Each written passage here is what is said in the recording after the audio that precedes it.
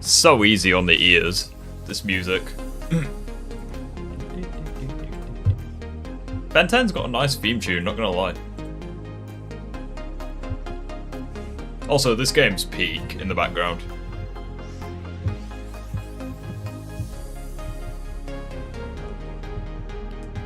Hello, how are we all doing today?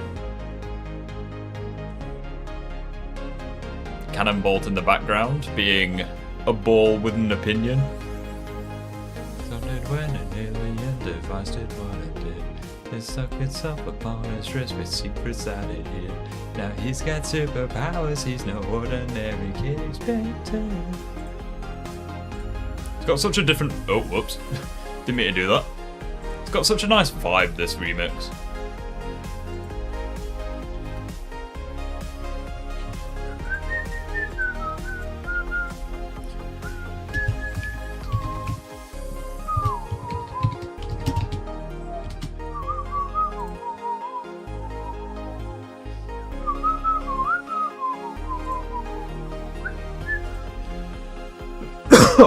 It's pretty impressive. It's pretty impressive that there's like all the aliens in this game. And they actually have like their own abilities and stuff. Miriam, how you doing?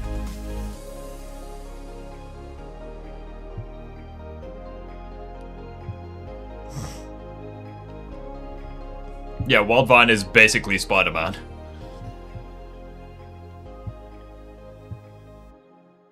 Unfortunately, some aliens aren't as good as others. Like, for example, Arctiguana is a little restricted. And then you have aliens like Blitzwolfer where they can't do fucking anything. Like, it is what it is. You even have like a limited version of a Master Control almost. Because you can do like 1, 2, 3, 4 and switch between the aliens. It's quite cool. Right, now I am ready to get going if you guys are. I love that you can literally eat shit as upgrade. Wait, you can eat people as upchuck. Didn't know that. I knew you could eat like lampposts and shit, but like...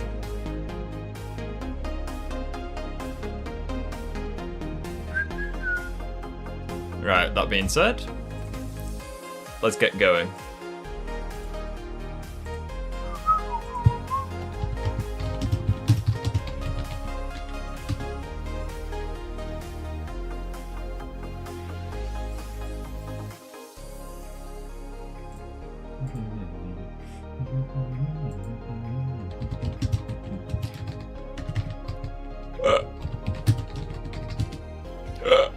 Oh, excuse me.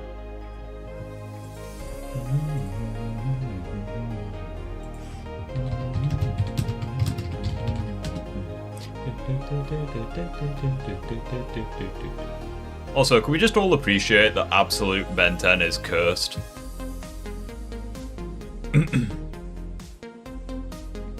Like, absolute Ben 10 is absolutely fucked. The only two, like, decent-looking aliens are probably Forearms and Heat Blast. Everyone else just looks horrible. Don't even talk to me about Cannonbolt. They massacred my boy.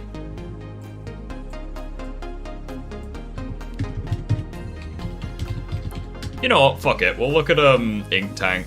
I think Ink Tank breaks down the Ben 10 feats. There's like 3 videos that I wanted to look at.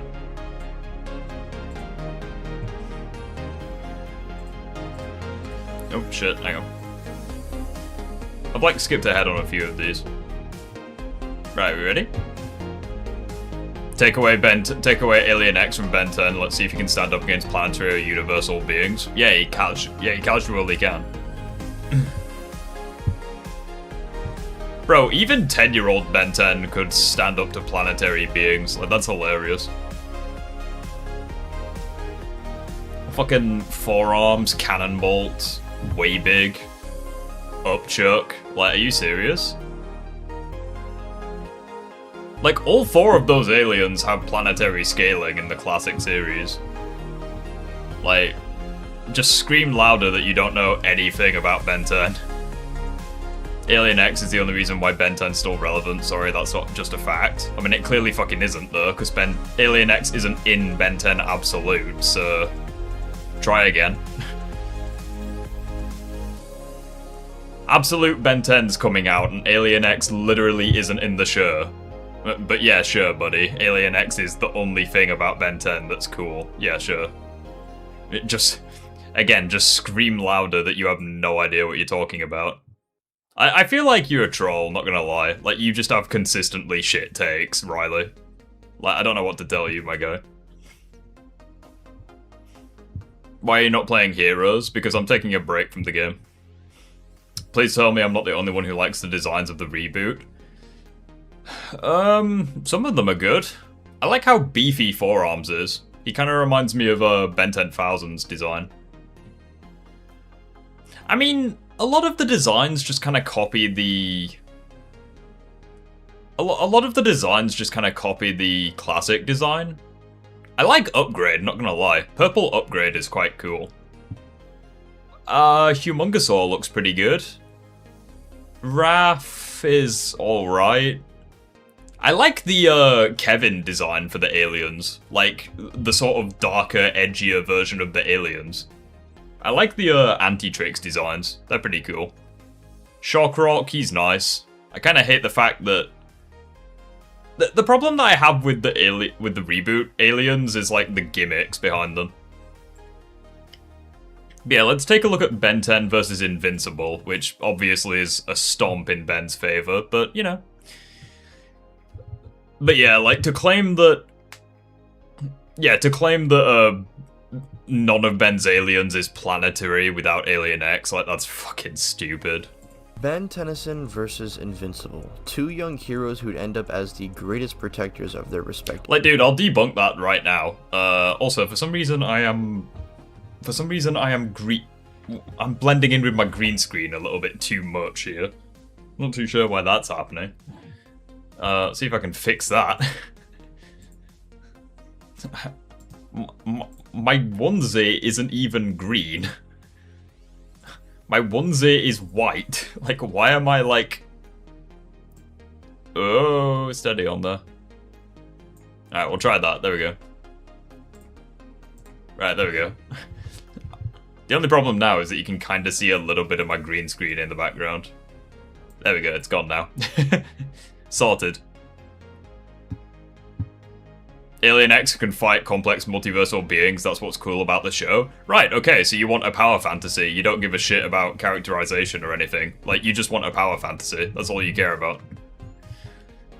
But I mean, I'm gonna debunk it real quick. It's like, okay, classic Forearms and Cannonbolt could damage a planetary destroying alien. It's like, Upchuck was able to consume the sub-energy, which was 20 times more powerful than than our sun.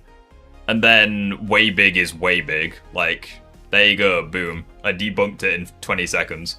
Earths, with Mark by the end of the series being the strongest Viltrumite, while Ben by the end of his own series has taken down pretty much every major threat in his universe. And I think thematically this matchup fits very well, since we see them develop as heroes, with Ben going from an immature brat to an actual man, while Mark was a boy who always dreamed of being a hero, and is now currently dealing with becoming the monster his father wanted him to be. However, both... You guess Forearms is kind of cool, but that's really it. Bruh. Ben 10 aliens are peak, like, are you serious? Like, Diamond Head, Swamp Fire, Forearms, Accelerate, Gravitack, Way Big, Cannonbolt, the GOAT. Like, are you serious? Heroes rise through every trial and error. Like, the aliens are awesome. The greatest superheroes to ever walk their planet. Now, for this video, we will be using the show for Invincible, while Ben will be in his Alien Force era. As these are 2 versions of the characters I never get to go over. Plus, we have 3 seasons to cover for both characters. Okay, so Alien Force Ben, I mean, he has, like... he has Alien X. I mean, it is what it is. He has Diamond Head... Swamp Fire, Big Chill, Chroma Stone. I mean, yeah, he pretty much would solo, like, Invincible. I know Season 3 isn't It's not very difficult to beat Invincible, I'll be honest. technically fully out for Invincible, but I'll give a rough estimation as to where Mark would be hypothetically by the end of that season. And I feel like this makes the scaling more interesting rather than me just. Oh yeah, shit, he has way big in that Cannonball. one feat Yeah, I of the forgot. 3 Viltrumites running through a planet over and over and over again every time I make an Invincible scaling video. Anywho, we'll start with Invincible as his new season just came out recent. We know going into Season 3, Mark has gotten 138% stronger, 65% faster, and 70% more endurance. And 69% sexier to literally no one. We'll use this to apply upscaling from previous feats in the other 2 seasons. This infamous scene of Omni-Men wiping out that planet full of aliens was calculated to be around small country level. And I believe Mark would scale to this feat, as Mark, while not holding back, is able to fight Viltrumites who are harming Nolan not being casual. Some of you may mention the Season 1 finale, but I mean, I believe both characters were holding back on one another, so I don't think this is all that relevant for scaling. And this is a feat, mind you, Omni-Man performed. I mean, to be fair, we're pretty familiar with Invincible scalings. I mean, he has like moon level metas off of Omni-Man. I think I'm gonna skip ahead to the Ben 10 segment so we can actually like learn more about that sort of thing. Ben 10 versus Big Free. Yeah, that's the next video we're gonna watch.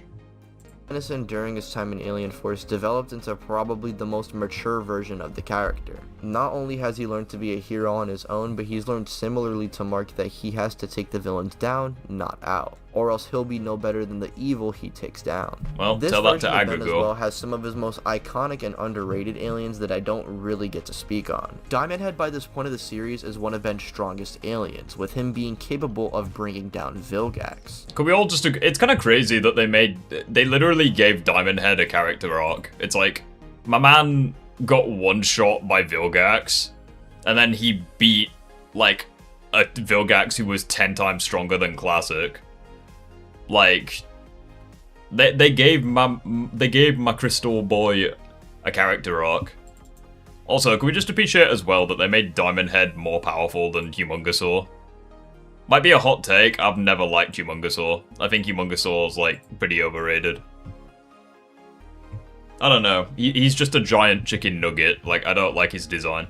What's interesting to note about this Vilgax is that he's actually 10 times stronger than the one from the original series. You know, the same one capable of scarring way big, which would in all honesty put him above the likes of Cannonbolt. And this is the same alien who is capable of stopping a world-ending I mean, Cannonbolt did beat Vilgax, so I don't know. threat. Even if you don't like this line of scaling, within the Ben 10 community there are calculations for Echo suppressing a nuclear grenade and Big Show freezing the Null Void, with both coming out to around island and country level. The Null Void feat arguably could be higher as well, as the Void is infinite in size, but I feel like that... Yeah, like, I'm tempted to give Diamond Head his own video. I just don't know who to put him against. Like, Diamond Head is goated. Like, Diamond Head, Swampfire, Cannonbolt. They're like the holy trinity of Ben 10 aliens to me. Like, they are the holy trinity. Like, I don't think I'd even like Ben 10 the same way if it weren't for those 3 aliens. I mean, Forearms is goated, but like, I only really liked Forearms in the classic show. Because, like, we didn't really see him in Alien Force, and by the time we got to, like, Ultimate Alien and Omniverse, there were just stronger aliens. And Diamond Head was just so badass in those shows, so... Spider Monkey or Big Chill? Big Chill. I don't really like Spider Monkey, I'll be honest. I've never really fucked with Spider Monkey. That's kind of nerdy to bring up in a conversation. Also, chat, do you want to hear a storm in a teacup of a hot take? You ready? I think that Alien X is the worst thing in Ben 10. I think Alien X is the worst alien in Ben 10 because he completely destroys the point of the show. I hate Alien X. Honestly, like, even though he's like Ben's strongest alien, he's probably my least favorite alien. Because to me, at least, he just defeats the point of the show. Like, because it's like, the thing that I like about Ben 10 is the fact that he has so many different aliens, and they all have strengths and weaknesses. But it's like, Alien X, he's stronger than everyone, he's faster than everyone, and he has all the superpowers in the book. He's boring. Like, I don't like him. Like, I don't care. And it's like, you can't even make the argument of Bellicus and Serena because that's not a factor anymore. Ben doesn't have to worry about them anymore. Like, look at Omniverse. Ben has the keys to Alien X, he can do whatever he wants. The one interesting thing about Alien X, they got rid of. Like, he's boring now. I don't like him. They also ruined his design. He actually looked pretty cool in Alien Force. And then in Omniverse, they just gave him a massive chin. How do you feel about Atomics? I quite like Atomics. Like, he's strong, and I like his voice, but he's not, like, broken. Like, he has, like, limitations. When I'm trying not to glaze one character over the other. We even have aliens like Goop being capable of pulling a planet together with the kinetic energy coming out. I also really like the fact that we were, like, teased. Like, the classic series teased Atomics, yet we didn't see him until, Omniverse. I actually quite like that. That's cool. To around 1.6 exaton. Hey, we got Omniscaler in chat. Nice, dude. How you doing? For reference, is enough energy to wipe out continents. This GOAT alien, this ultimate slept-on king who listens to Lucky, can produce enough energy to wipe out continents. And of course we have his other GOAT aliens that do kind of scale to each other, like Chromastone, Swampfire, and even Humungosaur. These guys at least somewhat harm Vilgax, so they should be significantly stronger than the old one. And yeah, I mean, Humungosaur didn't do shit to Vilgax. Like, he got one shot in his 60-foot state. I don't know. They should be at least... I mean, he was okay against Vilgax when Azimuth used him, I suppose. Yeah. Upscaling from weaker feats like forearms being able to crack the outer shell of the big tick. Ben suppresses himself like Mark, which is why he gets caught lacking... I think Danko did this matchup too. Of course he fucking did, he plagiarizes. Kuro's boy, Swampfire. I feel like my boy is Diamond Head. Or Cannonbolt. Probably Cannonbolt. I like Cannonbolt. By things he usually shouldn't be, but it's the same reason Invincible gets caught off guard as well and loses a lot. He doesn't want to kill people, that's not his style. So Ben's AP is kind of all over the place, but I think when he goes all out, he can definitely stop threats that are capable of threatening the world. Now as far as speed goes, even guys like Kevin are reacting to beams of light at point blank range, with calculations putting him at over 1.1 times the speed of light. All of Ben's aliens should upscale from this, with the likes of Jet Ray being far faster than this. This has been Speed Alien, of course, so it may not come as a surprise to you that he's a lot faster than this, with his greatest feat being able to jump into hyperspace. This bare minimum requires Echo solos the Viltrumites. I mean, fair. And to be moving at massively faster than light speeds, which would give him speed to at least contend with Mark's higher ends. Even aliens like Jet Ray and Chromastone can shoot beams of light that probably move faster than light since they're... Can I just be honest as well? I like Chromastone. I don't know why you get so much hate. Like, the amount of hate that I've seen for Chromastone, I think he's cool. I like him. Like, for a one-off alien, like, I think he's cool. They're combating and tagging characters faster than light. It sounds kind of crazy, but when you think about it and put it into perspective, it does kind of make sense. As far as hacks goes, Ben has a lot of... Who's your favorite alien out of the Andromeda 5? So we've got Water Hazard, Amphibian, Terraspin, Armadillo, and Energy? I mean... I'm assuming you mean, like, the aliens when Ben uses them, right? I feel like my favorite's probably Energy, because it's like, he's the most unique. I feel like. But in terms of the best character, I'd probably say Amphibian, because he actually had a character arc. Like he kind of took control of Ben and then he was gonna leave, but he actually sacrificed himself to, like, save them from Agrigor. abilities to pick and choose from. He can shoot I like fire energy. and He's plant-based cool. moves with Swamp Fire, maybe even put them to sleep. Big Chill can freeze and phase through Invincible, allowing him to freeze him inside out. Brainstorm has Overflow is better than Water Hazard. Fuck me, that's a hot take. I kind of agree with it though, not gonna lie. Overflow is actually quite cool. Electricity. Echo has sound-based moves, which we do know would come in handy, especially after the recent episodes that dropped. He could pummel him with Humongousaur, shoot beams, and absorb energy with Chromastone, and technically can't die with them. There's also Goop and Big Chill's intangibility, along with the other OG aliens that Ben could choose from. And of course, there is always the funny idea of Ben scanning Mark's DNA, which I know a lot of you are probably curious about. Which I will say is technically possible, given the fact that Mark is part alien, and the Omnitrix may just scan the Viltrumite DNA and put it into his watch, allowing him to become somebody even stronger than Mark himself. Chat, what alien should have got an ultimate form and didn't? In your opinion? What alien should have got an ultimate form, yet never did? I'm curious. What do you guys think? But I think we could talk more about that in the fight scenario, so let's get that out of the way. Knuckles could fight Forearm, Sonic can fight Accelerate. If we're talking about the movie versions, then no. If we're talking game versions, then yes. We'll say for this scenario, Mark and Ben for some reason get into a squabble over beating up some fodder D-lister, leading into the public then telling them to fight each other. We'll say that this is Alien Force Season 3 Ben, so he's kind of in his bag. Alright, well, fuck me, we got a lot of comments. Chromastone. Fucking hell, everyone's saying Chromastone. Honestly, I don't blame you. Chromastone's badass. Diamond Head, Heat Blast, Jet Ray, Diamond Head, Forearms, Heat Blast, Accelerate. Ultimate Alien X would be quite boring. No way Ben is beating Mark when Mark's got special air combat. Love it. Which ones did get ultimate forms?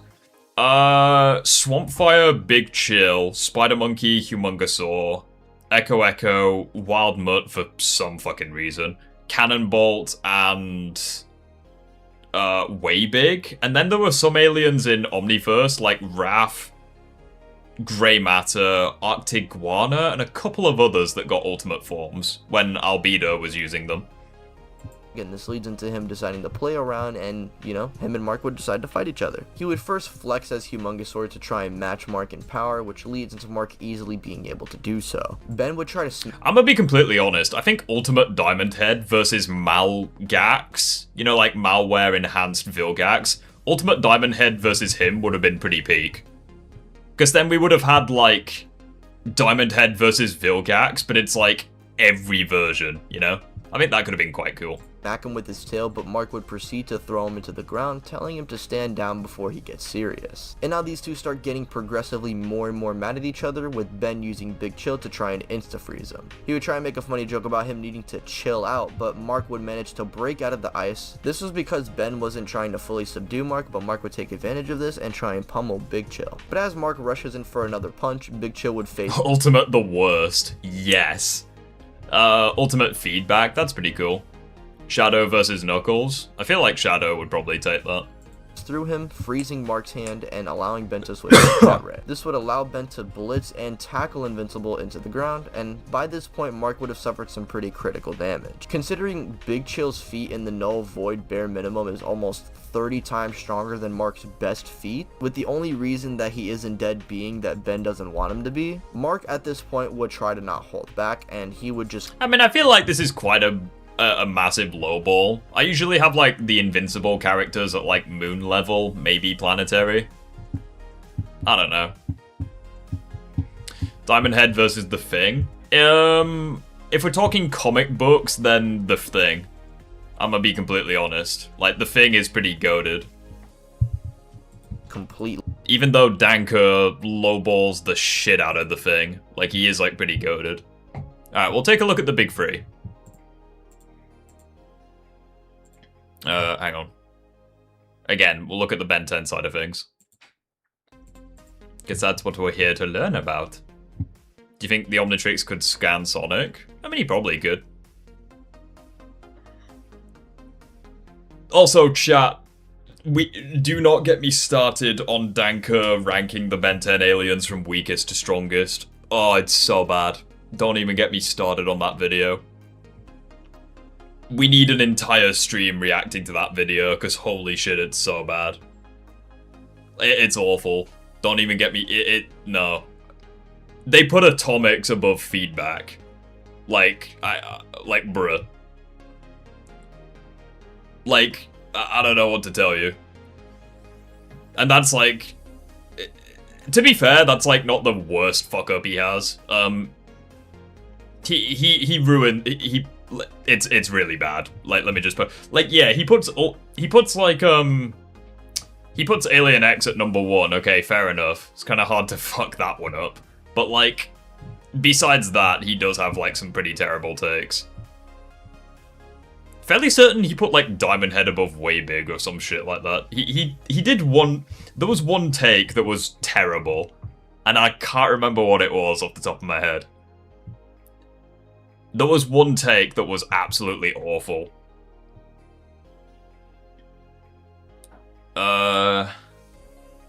What about the Viltrumites versus Chip from Sonic Unleashed? That could be quite interesting. Who do you think is Ben's second strongest alien?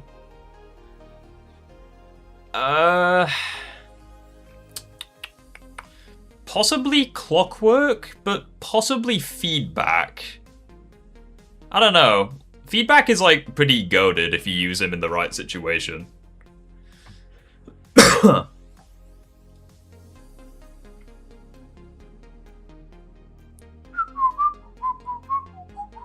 Would you do another JJ plagiarisms? I mean, maybe. He just seems like a bit of a muppet, so I don't really know if it's worth the risk. And the baddest kid who... Forearms is the second strongest. Not a chance in hell, my friend. But Forearms is pretty goated, I will say. Or 2 ever saved the day? Whatever, we're doing Ben 10 first. Despite being... It was stated that Atomics is the second strongest. I don't know if I agree with that necessarily, because it's like Feedback stopped like the Big Bang. And it's like you have like Clockwork being able to like reverse the Chronosapien time bomb. I don't know, not to mention as well, you have like Vampire that did better against Malgax than Atomics did. Granted, he had the help with... Granted, he had, like, Skurd's help, but even so. Only a teenager throughout Alien Force, Ultimate Alien, and Omniverse, his display of power is pretty ridiculous and definitely overlooked because of Alien X. Even in the OG series... See, that's the thing. A lot of people don't even look at Ben 10 scaling because they just look at Alien X, which I think is such a shame. Like, imagine if everyone just forgot about the Justice League and they only focused on Superman. It'd be so boring. That's why I think it's important to look at Ben's other aliens. Because it's like, oh wow, let's just forget about all these characters and just look at one. It's like, damn. It's like, and that's another reason why Alien X sucks. From a power scaling standpoint, he takes the spotlight away from other aliens that fucking deserve it. What is Ben doing to Ichigo? Fucking bending him over backwards and taking his lunch money, that's what he's doing. Heavy hitters like Cannonball... You thought I was gonna make a dirty joke. No.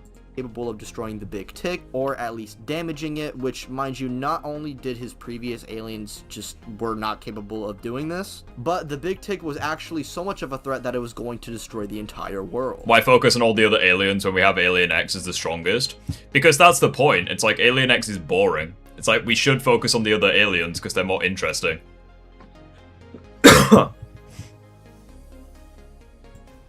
It's like, I don't know, like, Alien X is boring. He has, like, fuck all appearances as well. Like...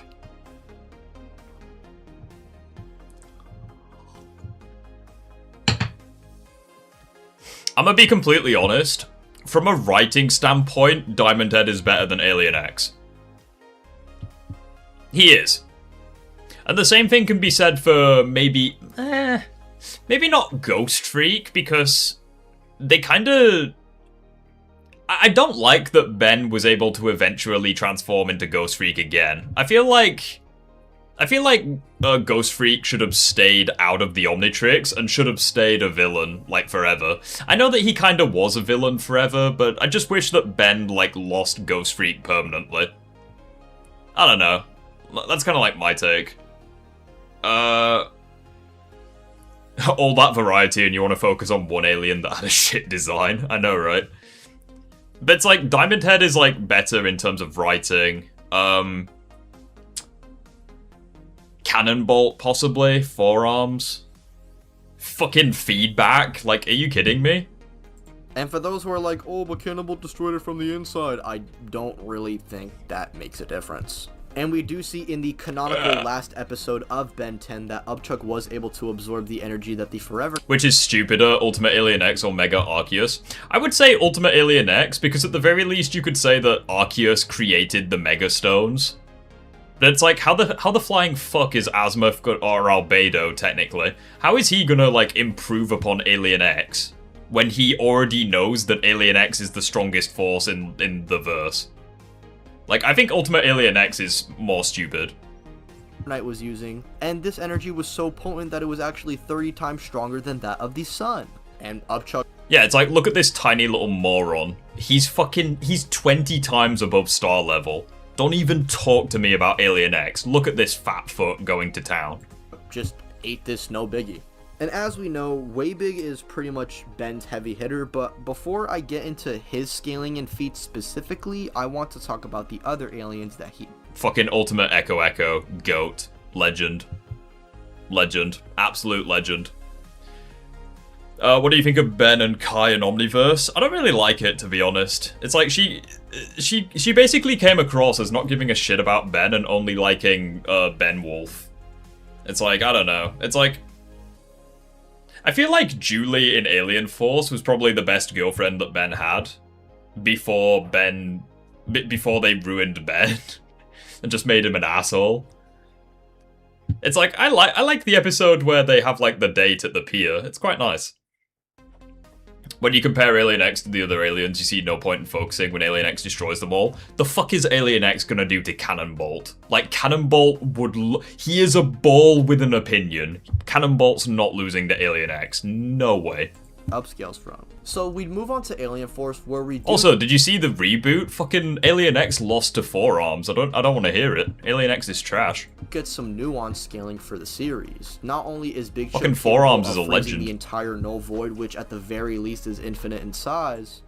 Casual universal feat for Big Chill. Let's go, boys. But we even see aliens like Ultimate Echo and Ultimate Humongosaur scrapping with characters like Ultimate Agrigor and Ultimate Kevin, who no-selled Ultimate Agrigor. Mind you, this character before Ultimate... What he just said is fucking bullshit. We never see Ultimate Humongosaur or Ultimate Echo like fighting Agrigor, but I mean technicalities.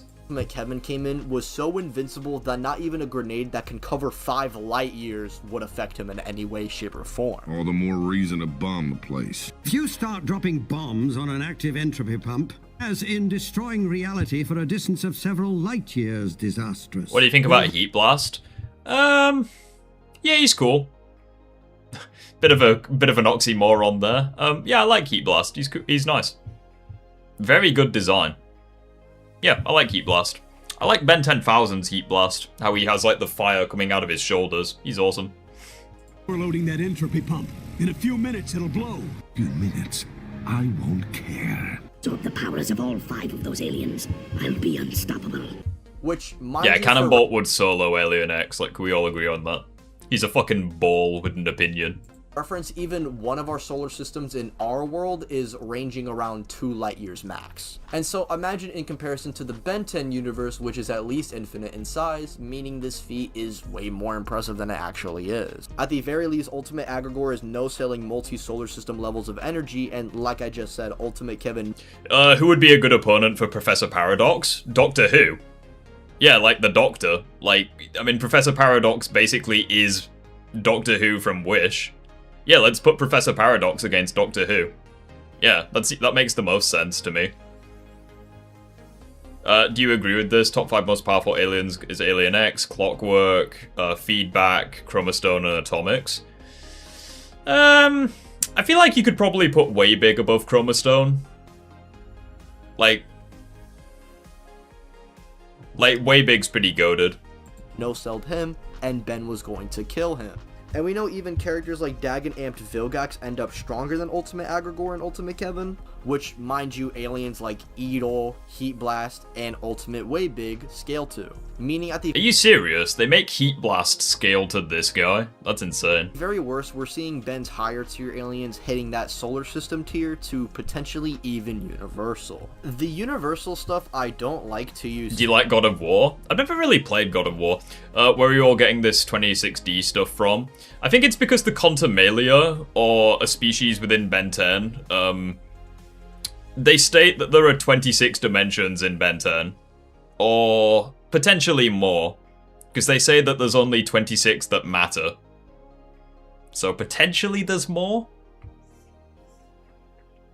Alien X was fighting universal beings and winning. The reboot looked at that and said, let's make Forearms beat him. Yeah, exactly. Fucking universal Forearms. Like, yeah, Forearms is goated. Too much because we don't actually see if Big Chol literally freezes the entire null void, and rather we only just see the surrounding area that he's in, which makes sense. I mean, I don't know why the screen would show the entire void being frozen, but that is what is being taken away from the show, so take it for what you will.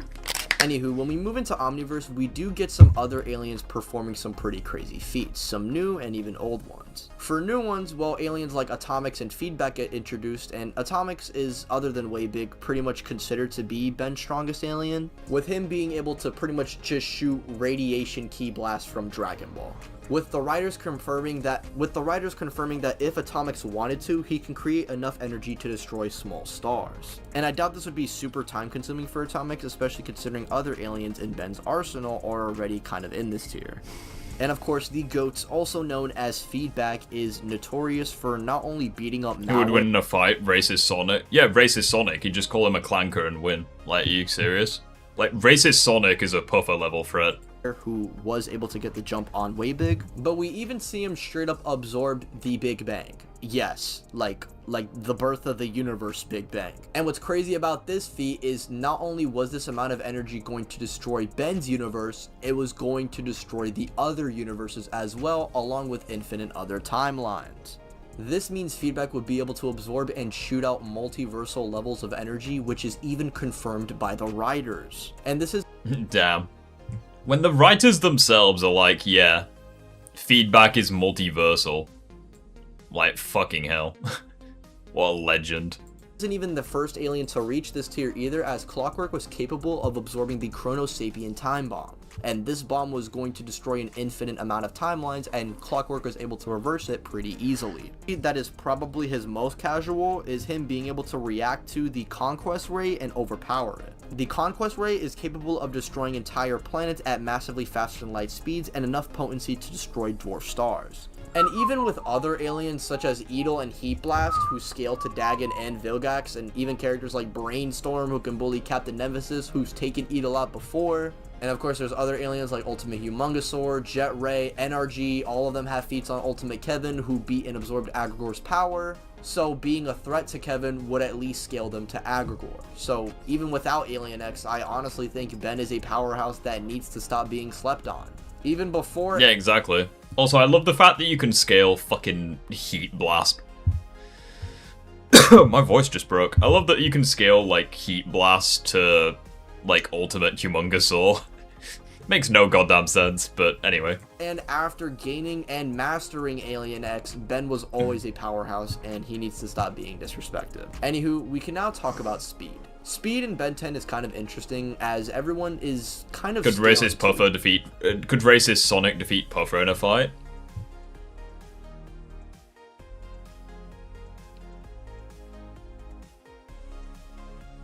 Can't.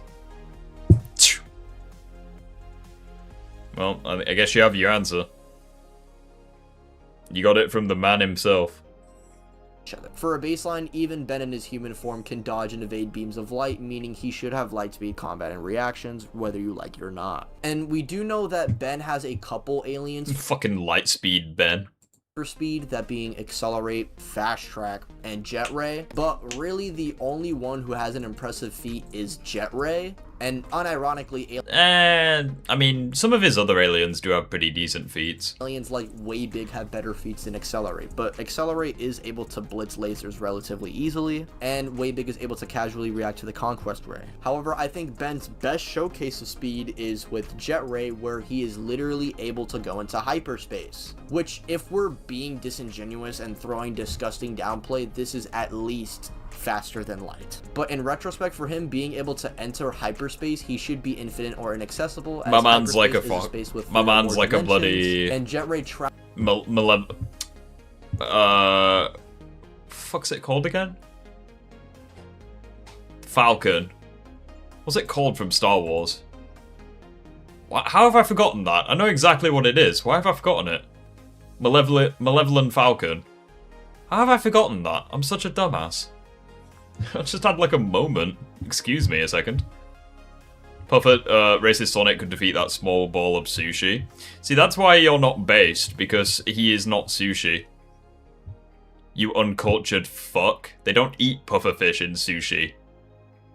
That's salmon you're thinking of, and other fish. travels to the other side instantaneously after doing this. And Millennium Falcon. Fuck my life. How did I forget that? The potency of the Big Chill feat is kind of weird. We do know at the very least the Null Void is infinite in size. So if he were to make the entire Void snow, he would have infinite speed through that as well. And for those who are going to say, oh, well, the big three are faster than base Ben, so he would never get to transform into an alien. If we're taking Ben into his absolute peak, he would have access to the Master Control, which allows him to just think of the alien and instantly turn into whatever he's thinking. With this power, he can literally turn into whatever he wants to on the fly, making him virtually unstoppable. Also, the Omnitrix is not gonna allow him to die, and also consciously makes the best decisions for him for whatever the situation. Why is his arm black? I've So just before noticed. I see any of those BS arguments, I just wanted to address it here and now, but I'm still probably gonna see him anyway. With that being Diamond said, Head. Infinite speed is too fast for the big three, but only Jet Ray has it. Does he? I mean, maybe not. I mean, Alien X would obviously have it. Clockwork possibly have it as well. Oh, excuse me. we can now scale the big three, which is something I've done on the channel. So to make it much simpler and less repetitive, I'll be generalizing the character scaling and then talking about the highball versions. Luffy's strongest feat is his Onigashima punch, which was just blatantly calculated to be at moon level. He could be planetary if you think Whitebeard and Blackbeard are in that tier with the Gura Gura, but Luffy wouldn't fully scale to them in my opinion, so I think he's fine to be in this tier. As for the other two, well, Ichigo and Naruto both upscale from both Momoshiki and Yamamoto. Yeah, so Axiom. Ben can't be possessed in any way when he's in his alien forms. It's like Ghost Freak tried that shit in the first series. Ghost Freak tried that, and he can't possess Ben when he's in alien form. Like they tried that in the classic series, like season 2, when Ghost Freak escaped the Watch. It's like, it just kind of, his alien forms, like, protect him from that sort of thing. Odo, with Momo being capable of absorbing entire stars and celestial bodies, and Naruto was able to fight him with virtually no chakra, and Moto is capable of burning everything in the Soul Society, which would include stars and constellations in it. For this video, I'll be taking both feats at face value, so both Naruto and Ichigo would be casually large star, but if we take their highballed skill, You're not talking about... Well, yeah, it's like the aliens don't really have souls. They're literally just blank templates. It's like, I don't really know if you'd be able to destroy Ben's soul when he's an alien. it does get a little more interesting. For those who want to hear it from yours truly, yes, the big three do have universal levels of scaling. I just do not think that line of scaling is valid at all. In order to get Luffy to this tier, you just pretty much say he's above the likes of Blackbeard, whose black holes are infinite, while characters like Ichigo at his peak should scale above the likes of Kenpachi, who pretty much was above somebody's imagination. And as for Naruto, not only is the Ten-Tail stated to be universal, but Kaguya's truth-seeking orb can also be interpreted to be universal as well. My god, bro, it actually just... I don't feel right saying this, bro. I don't think it's really valid, and I think at best it's just people taking things out of context, but you know what? I'm gonna be nice to them today. And as for speed, all of them before their time skips, minus Naruto, was already reaching light speed, and with the likes of Luffy's gears, I feel like it's power pretty clear where creeping, this one's the Nine going. Tails and Naruto. I'm also curious to see like what like aliens you think would be useful. The big three now covered. Let's see if they could beat the baddest kid to ever save the day. Hey, I got it right this time. Now, even without Alien X, if Ben off rip just... Ben has a soul? Well, yeah, but it's like the Omnitrix protects him from that sort of shit. It's like the Omnitrix can protect him from death. It can protect him from like other stuff like that. I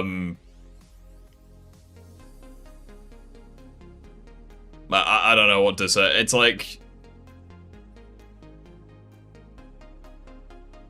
Didn't Ben die to Charmcaster?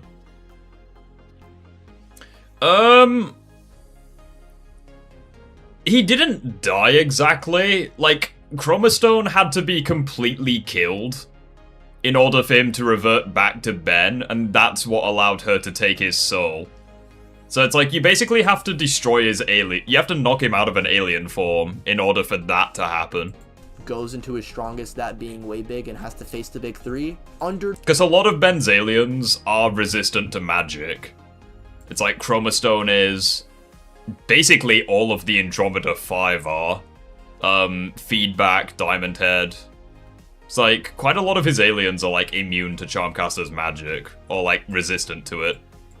Fucking Cannonbolt probably is as well. Normal circumstances, I actually don't see anything that they could do. I think other aliens such as Ultimate Echo would be enough too. You have to remember that their solar system scaling is... Has the Omnitrix ever been shown to react to non-physical attacks?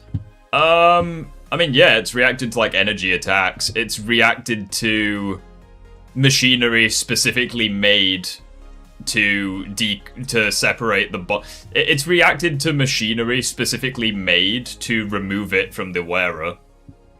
Yeah, it's reacted to quite a lot of things, I'm fairly certain.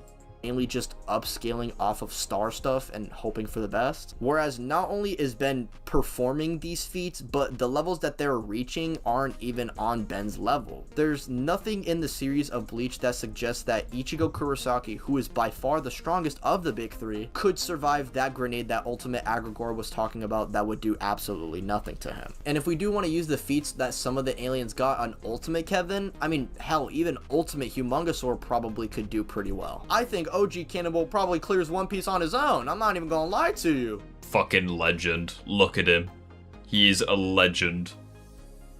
It was perfect. All of it. Look at that boy go. But seriously, let's give them their wanked versions. Let's say they're all at their peak and they're just rushing at Ben 10 with all of them having universal levels of power. Even if all three of them decide to use a combined attack, all Ben has to do is just let the Omnitrix transform him into feedback, absorb that energy, and one-shot the big three. Say whatever line of scaling you want about the big three, but the whole Kaguya 4D Truth-Seeking Orb thing, feedback is able to absorb pretty much the equivalent of that and everything in the Ben 10 universe, or at least energy capable of wiping out his universe. And there are some relatively decent win cons for him. Like, I don't know what the big three does with an alien like Clockwork. Like, none of them have counter to time hacks like that. They would just get cooked. Even if we say the big three kill Ben before he transforms, the Omnitrix is not gonna let him die. I hope you guys understand that. Well, that's the thing. It's like, if you kill Ben, he basically just comes back as an alien. It's like, he died to the Big Bang, and the Omnitrix was like, nah, fuck this. We'll turn him into feedback. It's like... So it's like, I don't even like the argument of, oh, you kill him before, like, he transforms. It's like, I don't like that argument. I'm fairly certain Death Battle tried using that argument, like, when in their Green Lantern vs. Ben 10 video. I don't like that argument.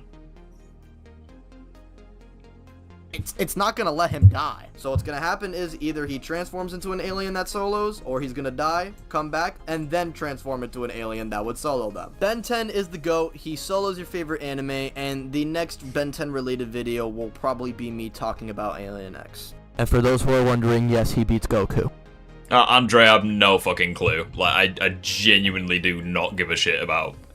Like, if we're talking about the Addams family, I think Uncle Fester is, like, the only character I actually like. There's a couple, but, like... The Addams family. Yeah, like, fucking Addams family powers. Also, when did you get here? Like a few seconds ago. No, first. It's good to have you. Yeah, what's up, everybody? Yeah, we're just looking at Ben 10 stuff. Nothing too crazy, but... Oh, yeah. I remember when people used to glaze the shit out of Ben 10 back in the day, until people learned what real power scaling is. 9. Accelerate. Yeah, I mean, he is pretty strong, but I don't think he's, like... In his own right, yeah. Yeah. Also, I don't know what happened with your mic. Also, it's not Omniscaler in VC. Yeah, so I'll be right back. Yeah, it's all good, don't worry. Alright, let's do this.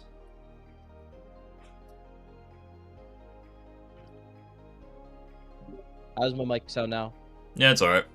A bit quiet, but it's okay. Yeah, my mic's acting weird. Watch Agagor versus Perfect Cell. I might do that at some point. Number 10. Swampfire's strength. Swampfire is an alien you can be confident is in most people's top 5 favorites, and that's not for lack of reasoning.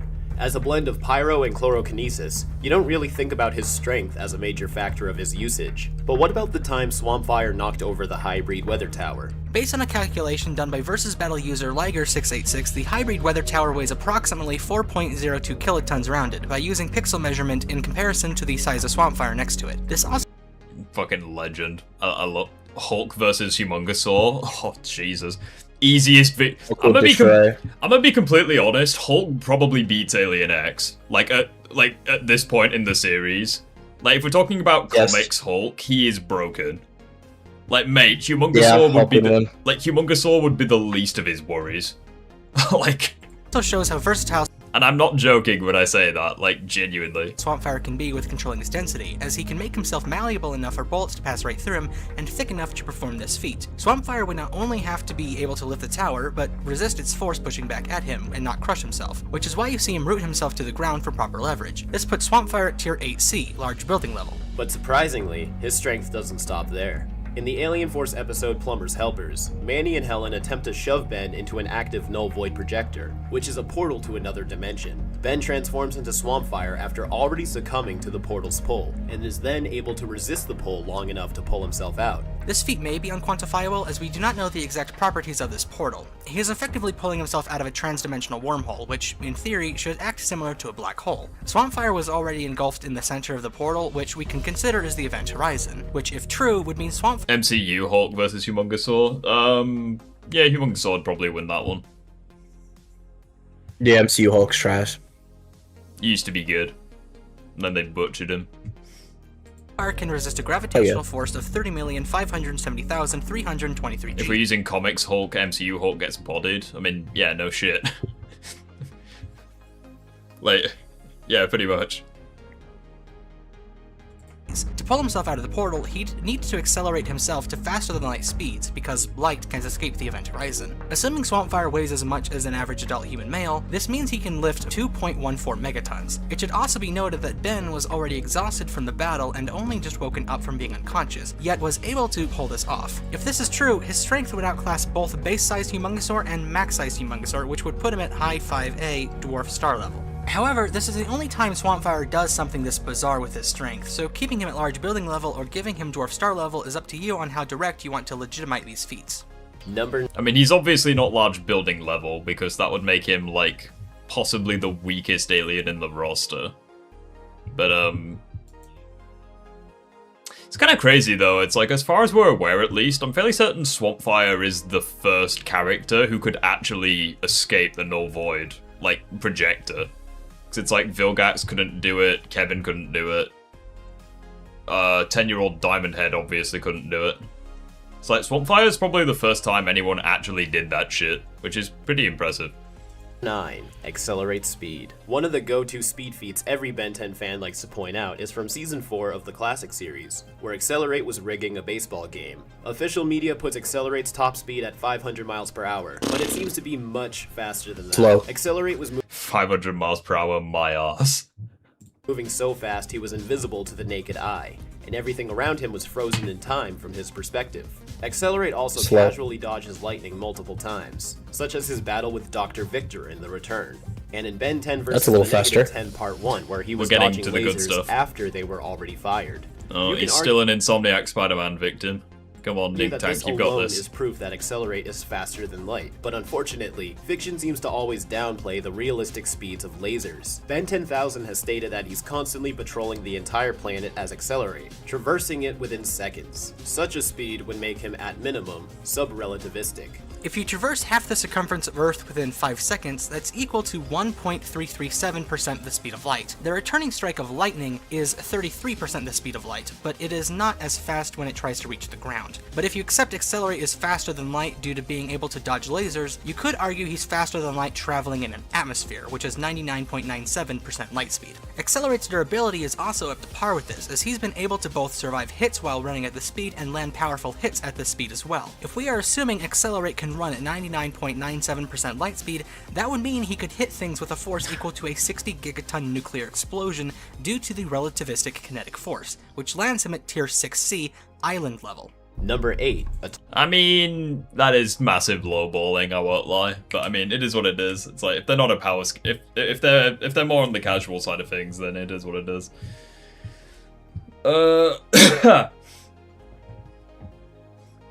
Yeah, I'm just gonna go for a piss. I'll be 2 secs. 1 moment.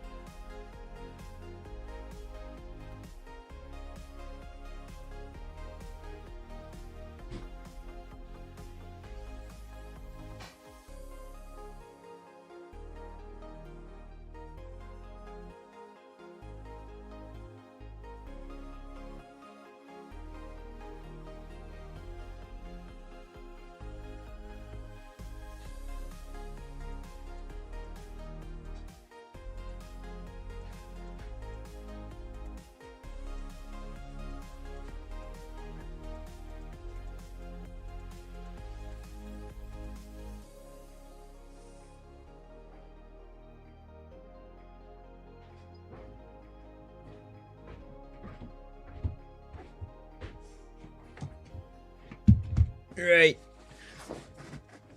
I've returned. Right. Mine is probably Kevin 11 because he's funny. Hmm? What? Oh, you're responding to comments in chat? That was mostly just yapping to keep it from just being dead air.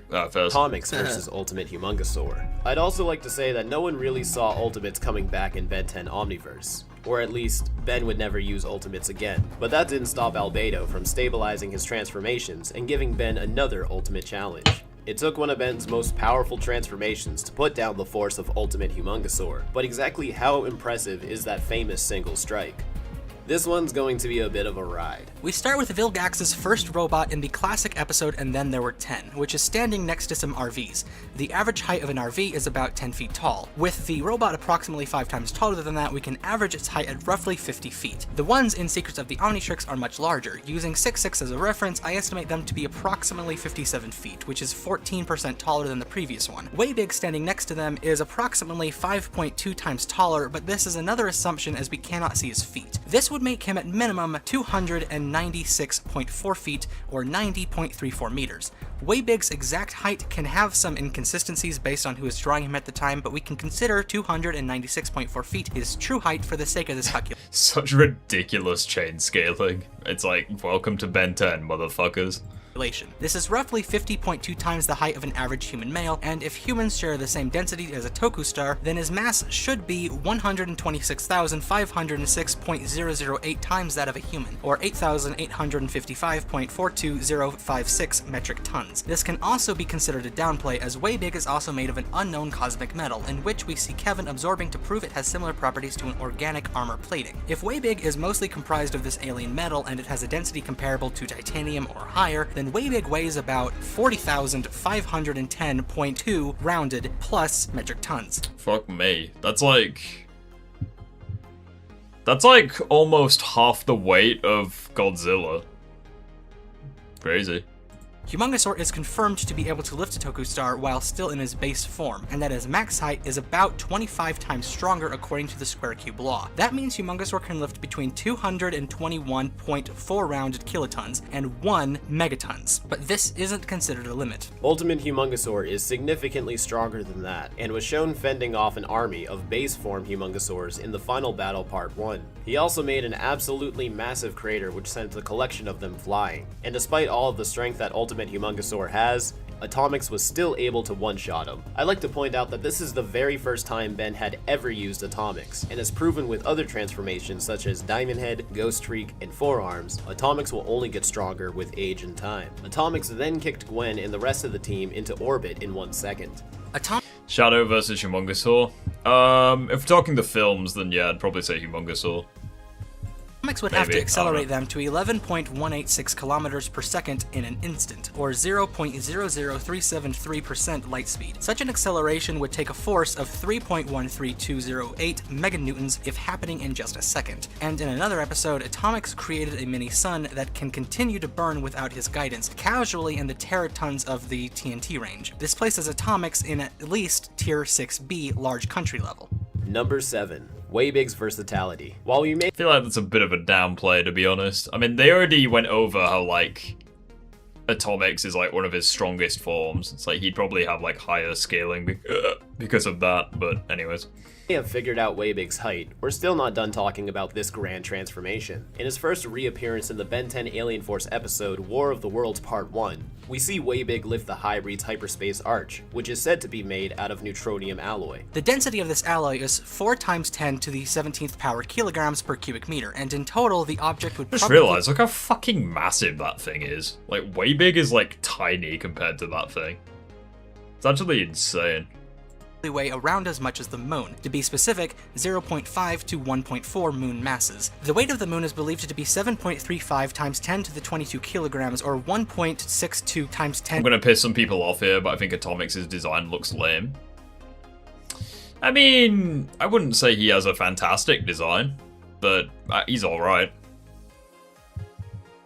To the 23 pounds. Waybig has also casually thrown Vilgax into orbit on 2 separate occasions. Now, for these next few feats, we're going to pull facts from the Ben 10 Ultimate Alien video game, Cosmic Destruction. But unlike most franchises' relationships with their video games, these feats have some level of credibility to them. For starters, the game's plotline was written by Charlotte Fullerton, who was married to the late Dwayne McDuffie, the showrunner of Alien Force and Ultimate Alien. Fullerton was one of the main writers for those shows as well, and even went on to become the new head writer after McDuffie's passing, along with Matt Wayne. So not only can we trust the word of Fullerton, but the events of the game has even been brought up in the show itself as alternative timelines to Ben Prime.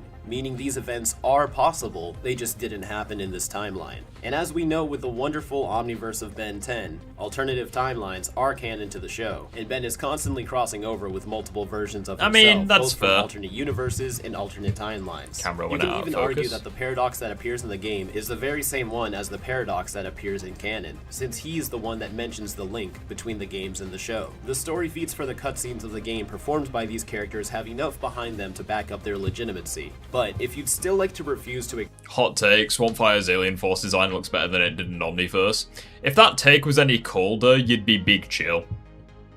accept game feats as valid, don't worry. We will still be using in-show feats for this as well. In Cosmic Destruction, we see Albedo's Waybig, which scales to Ben's Waybig due to it being a literal genetic duplicate, standing far outside of the galaxy. Over the course of the game, which is... What's your opinion on 26D scaling to the Ben 10 universe? I mean, it's possible. I mean, they say that there's 26 dimensions, and then, like, Alien X is repeatedly stated to be, the most powerful force of nature, like, in the verse. So it's like 26D Alien X? I mean, it's possible. Set over just a few days, he makes his way to Earth. To do this, he'd have to traverse 150,000 light years or more in just 3 to 6 or so days. That's 9,131,250 to 18,262,500 times the speed of light. This could actually be more since he is seen outside of the galaxy. Ben's Waybig was also able Hot take, the Omniverse Omnitrix is the best looking design in the franchise. Ooh, that's a hot take. No, I don't agree with that. I think it's probably my least favorite next to the Ultimatrix. I think my favorite one is the Alien Force design. Like, it's so, like, sleek and shiny, and I like the holograms. Yeah, I think my favorite is the Alien Force one. to react to the incursion's ray, which is a faster-than-light planet-busting beam. This beam was shown to travel from Earth's orbit all the way to Pluto and destroy it in seconds. This feat would have to be over 1,000 times the speed of light to accomplish. There is a significant probability that Waybig is even faster than Jetray, who has shown to enter hyperspace with enough buildup. Waybig can also shoot out cosmic beams of energy by crossing his arms. In Cosmic Destruction, one of the beams destroys Eris, calculated to be a 5A large planet-level attack. To further back this up... Yeah, Axiom, that's not the case. I'm fairly certain they do say that the Ben 10 timeline, or the Ben 10, like Omniverse or what have you, is, like, infinite. So it's not like there's 26, like, alternate dimensions. I think it's a case of there's 26, like, higher dimensions. Let's return to the speed feat of reacting to the Conquest Ray. This feat shows off Waybig's impressive speed. I wonder if they'll actually bring up that in this video. Technically 23 higher dimensions. I'm assuming they're gonna bring it up with Clockwork, or maybe Alien X. But also we'll see. his power, as he was able to overpower this ray, which was used to destroy Pluto in seconds. This is calculated to be 18.81 yotatons, confirming Waybig as 5A large planet level. Additionally, Waybig is also said to manipulate cosmic storms, although is never shown doing so. Theoretically, this could bring him up to tier 4C star level or higher, but we are sticking with 5A for now to be safe. Number 6. Gravitack creates a black hole. This is another famous feat. Might be a hot take. I don't really like the Alien Force design for Waybig. I mean, he's okay. He's just a bit boring. I think classic Waybig is still my favorite. Like he just looks he looks really good in that show. That fans like to point out. In my original video, I disregarded this feat as it was done accidentally, but let's reflect on Ben's progress for a second. Kid Diamond Head lost to Cyborg Vilgax as a child, but years later, Teen Diamond Head was the one transformation that was able to defeat Warlord Vilgax, who was at least 10 times more powerful than Cyborg Vilgax. Ben also underestimated the power of the Annihilarch once, leading to the destruction of the universe, but when encountered with one again, was able to contain the blast with much more control. Ben has also been very adaptive with his transformations, so I think it's fair to account for this black hole feat, as Ben may one day gain control. I know that Ink Tank isn't a power scaler, but either way. According It's nice learning about, like, the feats, at least. to the schematic, this light pole next to the singularity is around 6 meters tall. If you compare that size to the black hole, we can measure it at 4.325-ish meters in diameter. The radius of a black hole is directly dependent on its mass, and can be calculated as 2 times the gravitational constant times the mass divided by the speed of light squared equals the radius. Since we know the radius, we can reverse calculate the mass to be 243.8 times that of the Earth. The black hole also grows to become thousands of Earth masses by absorbing the city Bellwood, but this isn't realistic. The reason Gravitack creates the black hole is because he was attempting to manipulate time using gravity to stop the time beast from wreaking havoc on Bellwood. This can lead to the theory that Gravitack may one day be able to effectively pull this move off and successfully bend time using his gravity powers. Until then, Gravitack sits nicely at tier 5A, large planet level. Number 5. Which is another reason why I think that Waybig is above Gravitack. Because it's like, Gravitack kind of did that shit by accident, but like, Waybig's more, like, controlled with his powers. 5. Ultimate Echo Echo's Sonic Doom. A battle that defined many fans' love for this 2-part finale of the Ultimate Alien second season. In this battle, Kevin had absorbed power from all of Ben's 32 active transformations at the time, his Ultimate Aliens, and many of his friends and enemies, including Gwen, who Dagon deemed as the most powerful being in her dimension. I repeatedly mention this statement in my videos because it carries quite a bit of weight to it. Dagon had already taken over hundreds of dimensions at this time, and enslaved them all using his Demon Lacubra army and his Esoterica followers. Dagon, above any other antagonist in the Ben 10 franchise, would know what he's talking about, and Kevin beat her in a fight and stole her energy. Kevin should have the durability and survivability of Waybig, Cannonbolt, Diamond Head, NRG, Water Hazard, Wrath, and Armadillo combined, not to mention Swampfire's regeneration or Goop's elasticity. But in his battle with Ben, Ultimate Echo Echo's Sonic Doom attack was all it took to neutralize Kevin. If Kevin was hit by only one more of the 13 discs we see to perform this move, Kevin would have been killed. Given Waybig's durability feat, this should mean that Ultimate Echo Echo can crack planets apart with his Sonic Doom. To back this up further, Ultimate Echo Echo can also contain nuclear explosions, with the reaction times quick enough to catch them after detonating, very casually. This places Ultimate Echo Echo Sonic Doom at tier 5A, large planet level. Number 4. Upchuck. Pretty crazy shit. Hot take, I never understood the hate for blocks. I think it's because he's like, he doesn't really fit, like, I mean, he's basically just a living Lego brick. Like, he's not like, I don't know. I just find him, like, not that cool.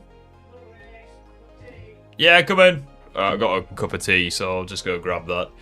But, yeah, I don't really like blocks. I think he's one of the lesser... Like, I think of the... when I think of the Omniverse aliens, I think of Feedback, Gravitack. It's mostly just those two. Trying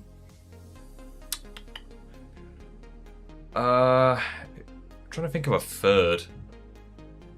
I mean, Vampire was kind of lame. Crash Hopper, maybe? Atomics? Yeah, Atomics is a good one.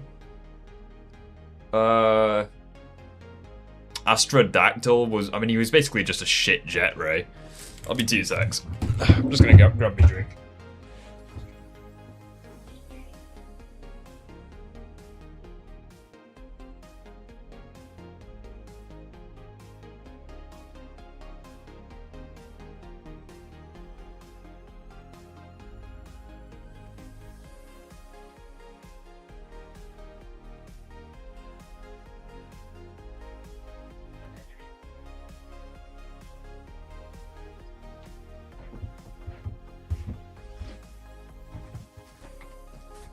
I'm back. Told you I wouldn't be long. Also, I love the fact that fucking... Don't mess with Legos, I know, right? Do you like Alien X's design? I think he was okay in Alien Force. I didn't like his Omniverse redesign. He had like fucking massive chin. I love the fact that Upchuck is more powerful than like Ultimate Echo Echo by these guys' logic. It's a dwarf star. In the classic series' final episode, Ben 10 vs. the -10 Part 2, Ben stops the Forever King from binding himself with the sub-energy by using... I just like the fact that Riley was like, oh yeah, without Alien X, Ben struggles to get above planetary. Meanwhile, we've had like Basically every alien get above planetary in this video, but okay. Hey, Max, how you doing, buddy? It's good to have you here. Max, Maximus, Maximilian.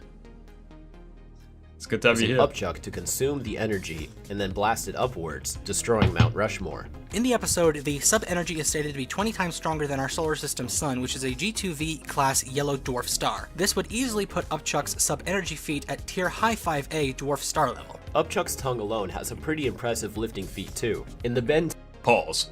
10 Generator Rex Heroes United Special, Rex defeats Alpha by containing him in a dense sphere for Ben to bring back to the Null Void. Rex's brother Caesar Salazar directly gave us the density of the sphere, over 30 grams per cubic centimeter. Rex also exclaims his astonishment. Way big steps on blocks, he's gonna get hurt. I mean, yeah, like stepping on Lego is pretty painful, dude. As the sphere must have weighed over 10 tons. Number 3. Feedback fires the Big Bang. As we enter the top 3 Fucking feats, legend. we go over I love perhaps Ben's Feedback. most famous non-Alien X feat, where he contains Maltruance's universe in his hands and fires it back. Maltruan had used a modified Annihilar, which are used to both create and destroy universes, to build a new universe in his own image. Astrodactyl is underrated. If you tell me that Astrodactyl is better than Jet Ray, I can't trust you. Like, Jet Ray is way better. And it sucks that he was like the one alien that didn't show up in Omniverse. Like, what did he do? Like, they literally screwed over that poor red flying fucker. After detonating, Feedback was able to shrink the Big Bang back down to the size of a basketball. Just watch movie Sonic vs. Accelerate. Yeah, I wanted to do, base to base, because Accelerate doesn't have, like, an ultimate form, so I feel like it would have been, like, unfair if I used Supersonic. Although, to be completely honest, even if I did use Supersonic, like, Accelerate would probably still have won. Because, like, I kind of mentioned that, like, Accelerate, I kind of mentioned that, even if you give Sonic his super form, it's like large planetary attacks still damaged him. And it's like, you can get Accelerate to like Dwarf Star level. Like, you could potentially argue that, yeah, you could potentially argue that Accelerate would still beat him. Fast Track didn't appear. Well, I mean, Fast Track's just a shit Accelerate. Like, let's have it right. And hold it together for a significant amount of time before firing. Feedback's Big Bang Kamehameha would be equal in energy to that equivalent of the universe's mass, referring to Einstein's famous equation E equals mc squared. The observable universe has an estimated mass of 3 times 10 to the 52nd power kilograms. This would make it equal to 2.7 times 10 to the 69 joules, or in other words...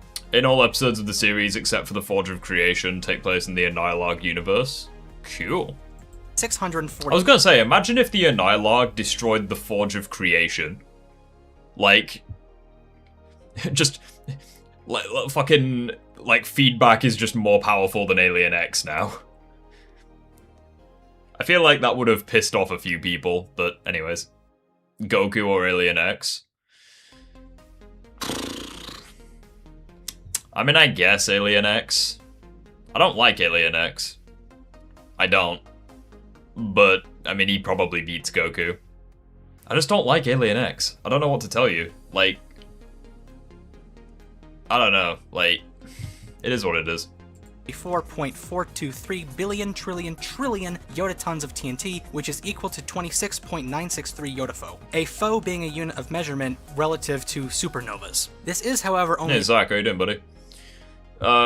Who's the strongest celestial sapien? Probably Alien X, because of how the Omnitrix works. Like, it usually gives you, like, that species in, like, their prime, if you like. So yeah, it'd probably be Alien X. accounting for the ordinary baryonic matter of the universe, which amounts to 4.9%, so it could be argued that the true power of this beam is over 20.408 times stronger. This is also ignoring the fact that the observable universe is not the whole universe. There is an unobservable portion that is much larger than our visible little bubble, and according to one purely hypothetical estimate, the unobservable universe is at minimum 50 million times larger. In some fictional franchises, universes are infinite in size, so it is possible that Feedback's blast was infinite in power. However, in the Ultimate Alien episode The Forge of Creation, Paradox takes the trio outside of their own universe, where they can visibly see the entire— So it's like, the more I think about it, the more I think that, like, when I did that Sonic short, where it was like Sonic versus Ben's aliens, I don't know how Sonic versus Alien X would go. Like Super Sonic 2 versus like Alien X. Because I mean, I feel like I need to go into like Ben 10 scaling. It's like, with the map of infinity, it's like 13 dimensional or 17 dimensional or something like that. So it's like, if you, and like Sonic scaling is like kinda, he doesn't cap at 5D, but it's like he's around like 6, 7D, something like that. So like if you, I mean if you put the two side by side, then like yeah, Sonic's probably fucked. But then again, you could argue Sonic to Outer with like a couple of statements. Then again, you could probably get Alien X to Outer as well with various statements. It's a fucking, it's a cool fight, I will say. But, I don't know. Problem is when I made that video, I was, like, kind of leaning into the Sonic, like, Outerversal Sonic meta. Excuse me. Now I'm not so sure. Thing. It is impossible to tell from this clip how far they are, and how big the universe is, but this does help confirm that Ben's universe is not exactly infinite. Although, this can also be interpreted as a failure of perception, as perhaps we as the audience, or even the trio themselves, view the universe— Alien X ruins Ben 10 versus debates, all of them become an Alien X debate. Yeah, exactly. I'm not— Sonic's not even multiversal, get fucked. Like, you just have no idea. I'm not even gonna dignify that with a response. Alien X kind of solo ruins Ben 10 versus debates. Yeah, like, they're stupid. That's why I'll probably never, ever, ever use Alien X on my channel. Because I think he's boring. It's like, you have, like, you give Ben 10, like, so many different aliens, and people just ignore all of them just to focus on Alien X. I don't even see the point in all the other aliens at that point. If you're just gonna give him Alien X, it's really stupid. Well, yeah, it's like, I fucking hate Alien X. It's like, you will never, ever, ever see me rep Alien X. Because I just think he defeats the point of Ben 10. Like, I will never, ever, ever use him. He's stupid. I hate him. Fuck Alien X. Alien X versus Metro Man. Yeah, Metro Man ain't coming out alive, I'll tell you that. As finite in our own perspective, because we are literally unable to perceive infinity. Nonetheless, based on the information that we do know from Sonic is high complex universal. There's no such fucking thing, you melon. Like, what are you on about? prior, Feedback's Big Bang feat can at least confidently land itself as high tier 3. There's literally no such thing. Like, just scream louder, you have no idea what you're talking about. Universe level. Number 2. Clockwork absorbs the Chronosapien time. See, this is the feat that I was interested in. This was the feat that I was interested in. I referenced the Chronosapien time bomb in today's video. I don't actually know how powerful it is. I'm hoping that we'll get some insight into the Ben 10 cosmology with this feat. Bomb. One of the major things fans and non-fans like to point as a potential weakness of Ben was his inability to survive the Chronosapien time bomb. A device Oh wow, look at that. He has 50% of Alien X's power and he gets one shot. Ugh. Disgusting. that can perform crisis-level damage by destroying the infinite universes and timelines surrounding them, except for the one they're currently in. While this can be chalked up to Ben yet again underestimating something he didn't have enough knowledge. See, the funny thing about Alien X as well is that he actually has quite a lot of anti-feats. It's like, okay, the universe is ending, the Omnitrix gives Ben the right alien for the job, and he gave him feedback instead of Alien X. Strange, isn't it? Like, you know what I mean? It's like, fucking, like, Like, I don't know. It's like Alien X does have like some really weird like anti-feats within the show. It's like the Omnitrix gives Ben the right alien for the job, and it was just like, nah, fuck you, I'm not giving you Alien X. Knowledge about, as Paradox, Techno Clockwork, and Alien X have proven it is indeed possible to survive such a feat. People fail to bring up that Clockwork alone was able to reabsorb the entire explosion and reverse its effects with ease. This feat was performed by No Watch Ben, yes, but he was wearing Ben Prime's Omnitrix, and he himself is a genetic duplicate of Ben Prime, and also states that the second he turned into Clockwork, he was able to figure this out via the Soto Bro effect. Let me guess. Chronosapien time bomb? Paradox was right. Once I transformed, I could see the sort of bro effect. Just figured I'd suck the ripple back in. This proves that Ben would most definitely be able to perform the same feat had he decided to turn into Clockwork rather than Astrodactyl. The Chronosapien time bomb was destroying an infinite number of universes and timelines. Yeah, like, fuck Alien X. Hashtag fuck Alien X. Forearms beat him in the reboot. Like, get the fuck out of here. Like chat, you know in Spider-Man 2 when Peter quits being Spider-Man, and then in the Daily Bugle they like bring in the Spider-Man costume and J. Jonah Jameson looks like Christmas has arrived early. That's like me whenever I watch Forearms beat up Alien X in the reboots. That's just like my happy place. I'm like, yes, get him. Let's go. Get him. You big red fuck. Get him. Just... Yet Clockwork managed to pull this time wave back in, reversing the destruction. Yeah. No fucking way Forearms beat Alien X. In the reboot, Forearms beats Alien X. We will watch it. We will watch it in glorious, well, probably 720p, knowing YouTube. But we will watch Forearms beat Alien X. This feat, at a minimum, is a Tier 2C multiversal level. It should also be noted that Maltruant, another Chronosapien... Another reason why Forearms Solo's your favorite verse. Fucking guy beat Alien X. What a legend. Able to take on future Ben, Gwen, and Kai by himself, as he is much more experienced with manipulating time. Clockwork is also able to be upgraded by other galvanic mechamorphs, as shown when Ben's 10 and 23 merged together to escape Mad Ben's dimension. To help beat a dead horse, Green Lantern may have been able to survive a crisis, but Clockwork was able to reverse it. Before we hit the number one spot, I'd like to go over some honorable mentions. Some subtle shade to the Green Lantern Ben 10 debate. Alien X get a job. Yeah, Alien X is Colin. Yeah, confirmed. But first, I'd like to let you guys know about our second channel, The Rust Bucket, where the... If there's a video of Alien X losing for an hour. Yeah, a fucking top comment, mate. Man. I just hate the fact that they did that, man. Like, for most of Season 9 of it... for most of Season 1 of Alien Force, he only had 9 aliens. Because he didn't use Alien X until, like, the very last episode of Season 1. He did one thing and then was never seen again until Ultimate Alien. Fucking hate it. Tank and I have been streaming 5 times every week. We have a podcast, a few drawing shows, and some gaming going on. Personally, I stream every Tuesday, where lately I've been drawing an arsenal of alien commissions that fans have requested. Like, chat, I can instantly show you how Alien X is boring, right? Chat. Look me in the eyes, okay?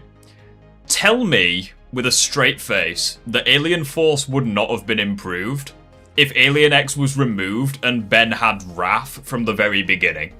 The 10th alien in Alien Force was Wrath. Tell me that that would have made the show not peak. If his 10th alien was Wrath, and Alien X was just gone.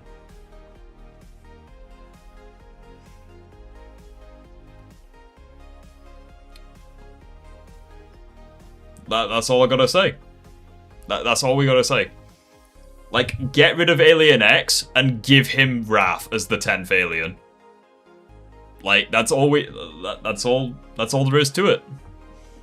Or not even that, not even Wrath, like give him like fucking, I don't like Lodestar, I think he's pathetic, but give him Lodestar instead. It's like, give him Lodestar. He's basically Magneto from Wish, but, you know, Give him Lodestar, I don't care. Give him fucking Arctiguana. Maybe not, actually, because he has Big Chill. But you know what I mean? Like, just... If you'd like one, please contact me on my website below. We've also... Love the Ben 10 theme in the background. Yeah, it's very nostalgic. Yeah, it's like, just... Like, Alien X shows up once and then doesn't show up again. It's like, you may as well have just given him Wrath or Lodestar at that point. So we've been pouring our souls into our latest series, And Beyond, which takes you on a documentary-style tour through the multiverse, exploring areas from Ben 10... Cannonbolt. Yeah, give them fucking Cannonbolt. I mean, Cannonbolt basically solos Alien X anyways, so... Who's your favorite alien? Either Diamond Head, Swampfire, or Cannonbolt. Those are like my favorite three. And Danny Phantom, and more. In our latest episode, we visit the Ghost Zone. I'm very proud of this episode, so please check it out if you have a chance. Starting in just a couple weeks, I'm going to be releasing a mini-series of videos as I begin to go over how powerful Ben truly is. Starting with a video on Ben... Or how about this, chat? Replace Alien X with Atomics. Would that have been better, yes or no? He's an overpowered alien that Ben can't use all the time, but he actually, like, shows up, and he's not, like, limited to, like, that ridiculous an extent.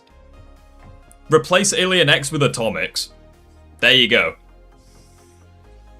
And without the use of Alien X, followed shortly by an Alien X-centric video. Sometime after those will be 4 videos focusing on several aliens in specific categories. Ben's smartest, fastest, strongest, and most powerful. If you're interested in that, check out my channel. Now let's... To no one's surprise, I like Pesky Dust. Sylveon Chan, fair enough.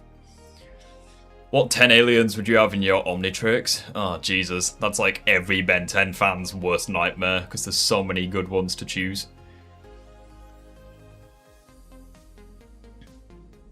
Question for you, who's your favorite ultimate alien? Okay, let's do that question, okay? What's your favorite ultimate alien? I feel like everyone's gonna say Echo Echo, and for good fucking reason. Like, he is amazing.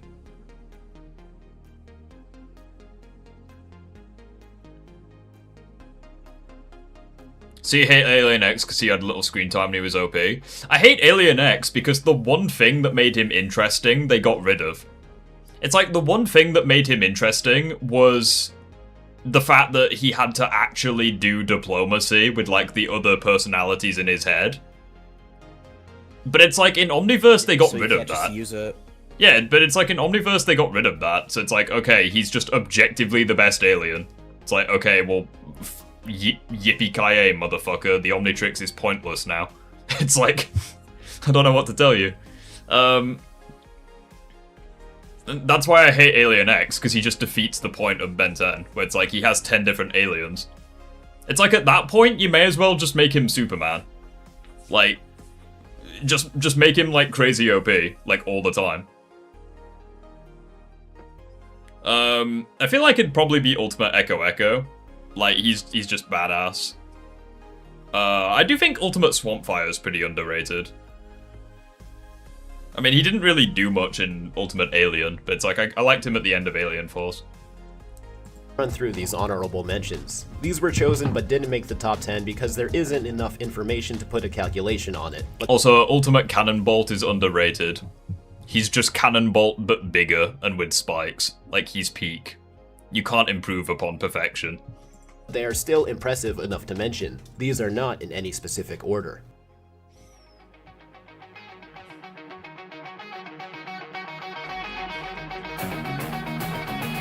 Jet Ray with hyperspace.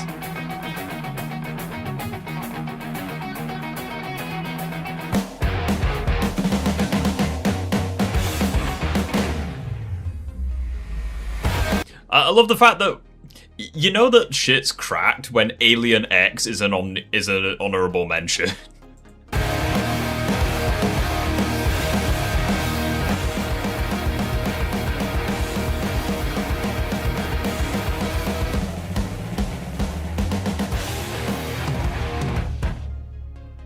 Right. What's number 1? Number 1. Alien X cuts through the Quantumania force field. Sitting atop our #1 spot is by no surprise an Alien X feat. There are many things Alien X has done that can be debated for the #1 spot, such as reversing time, casually destroying half a solar system, and recreating a universe. And if we list each feat individually, his actions would take up all of the top 10 slots alone, and then some. This feat was chosen because it was a direct, quantifiable feat that we can use to accurately scale Alien X's power. I think this was probably the only cool thing I liked about Alien X, and it didn't even have anything to do with him. Like, when Skurd gave Chroma Stone an Alien X sword, that was cool, I will say. Or at least a fraction. But again, it only happened once. Like, this looks awesome, but like... Anyway. To understand this, let me break down the 3 key factors. 1. The Quantumania. The gods of many universes, arguably this entire multiverse, are at least 5D. Their 5th-dimensional forms are imperceivable to our 3-dimensional eyes. So whatever looks at them interprets them to look at whatever holds the most... Imagine an Alien X sword with Diamond Head. Missed opportunity. Oh, that would have been so cool. Like Diamond Head with akimbo Alien X swords. Like, damn, more spoilers. I mean, this show is like 15 years old at this point. Like, the joke is kind of on you. Maybe not 15. It's like, 10 years old?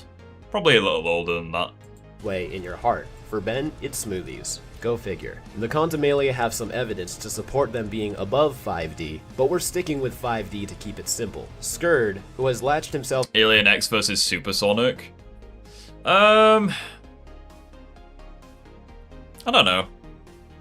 At this point. I used to think Supersonic wins, but I don't really know now. I feel like I need to look more into the Ben 10 cosmology. What's wrong with Alien X being as strong as Superman? Nothing. But Superman is more compelling as a character, so... like, I don't really know what to tell you. Onto Ben's Omnitrix, is able to sample Ben's DNA and form weapons out of it for Ben to use. But it's like, Riley, let me put it to you this way, right? Let me try show you what I'm trying to say, right? So imagine if you had a Justice League cartoon, and 99% of the Justice League were useless, and they only used Superman. Would you say that that is a bad Justice League adaptation? If like 99% of the characters are shit, and they only focus on Superman? Would you say that that's a problem? Basically a Zack Snyder Justice League, where it's like Superman is like 100% the best and everyone else is worthless. Would you say that that's good? That sounds pretty bad to me.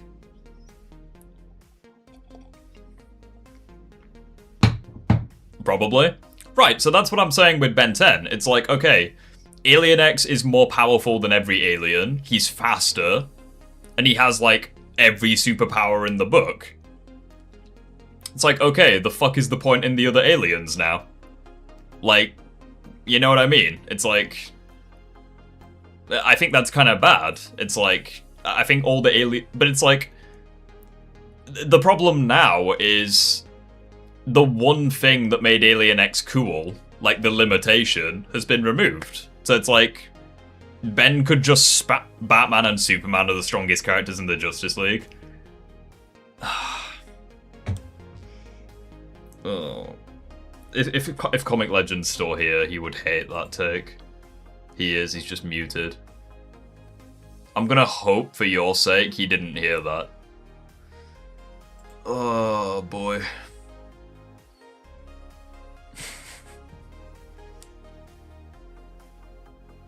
Oh, no comment.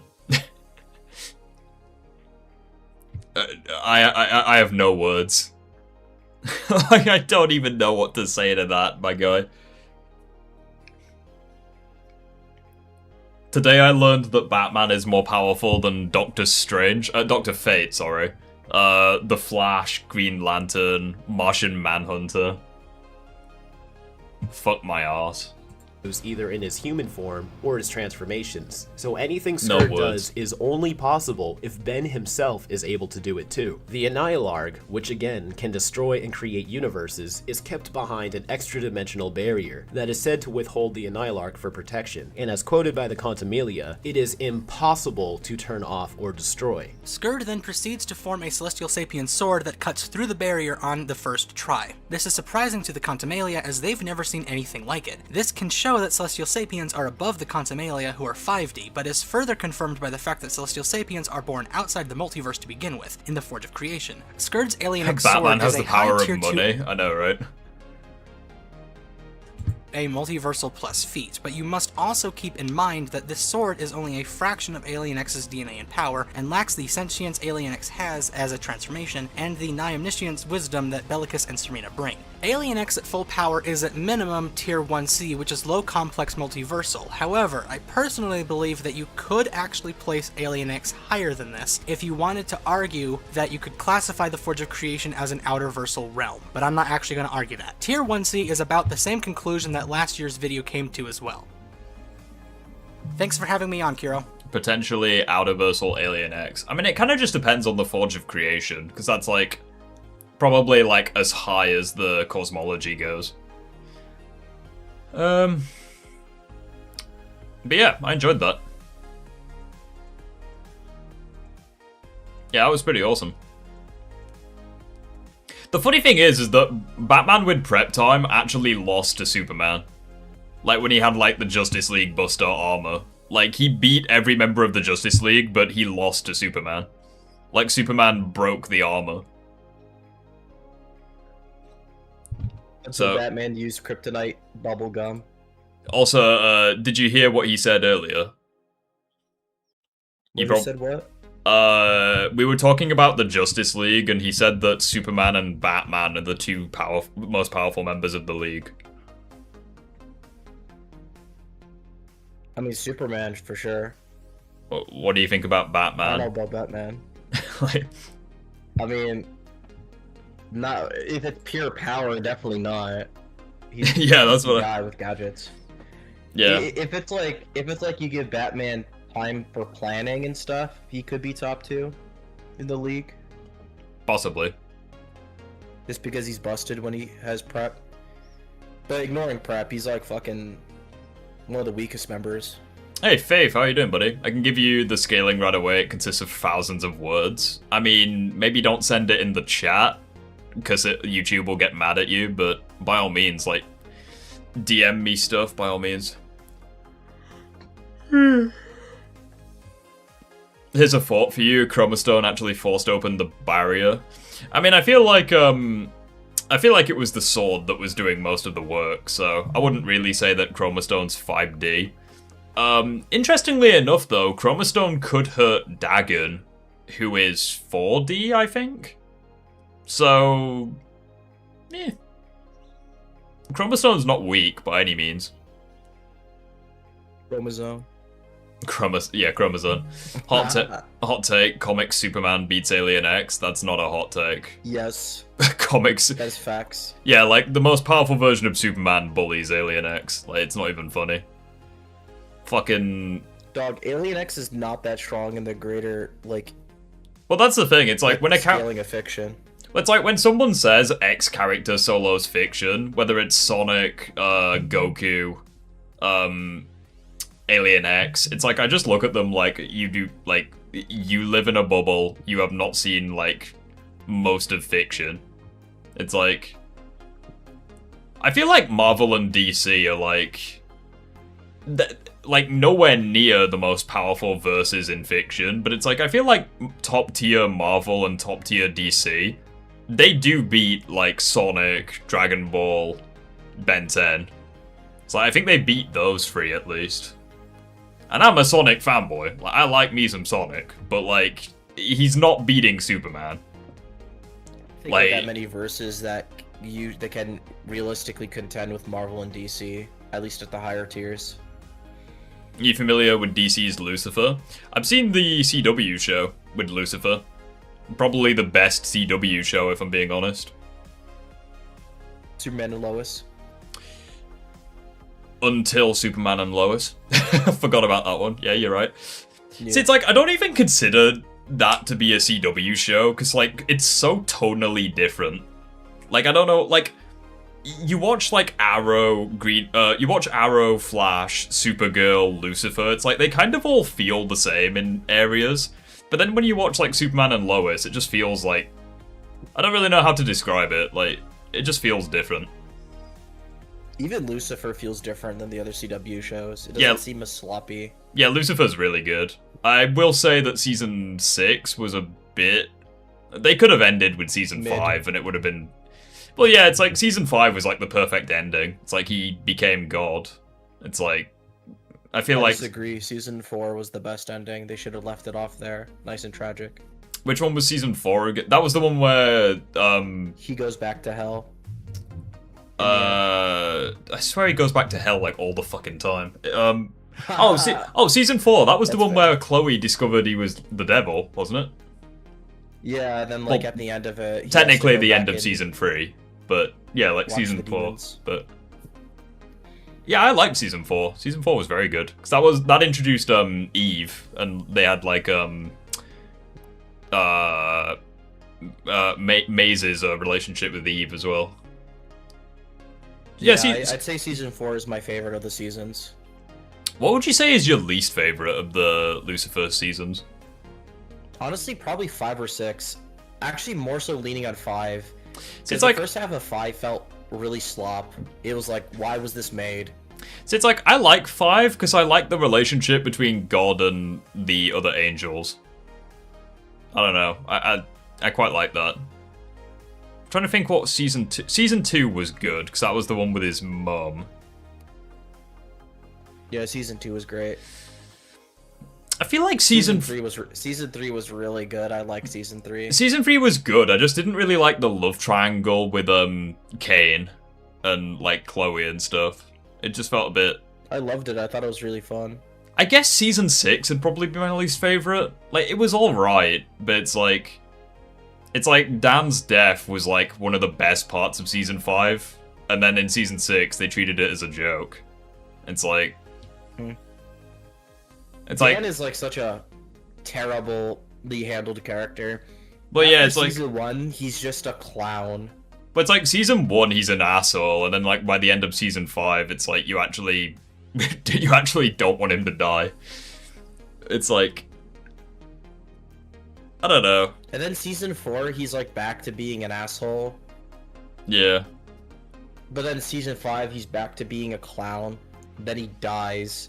Then he's a dead clown. They turned him into a clown way too much. He's a dead clown, accurate. I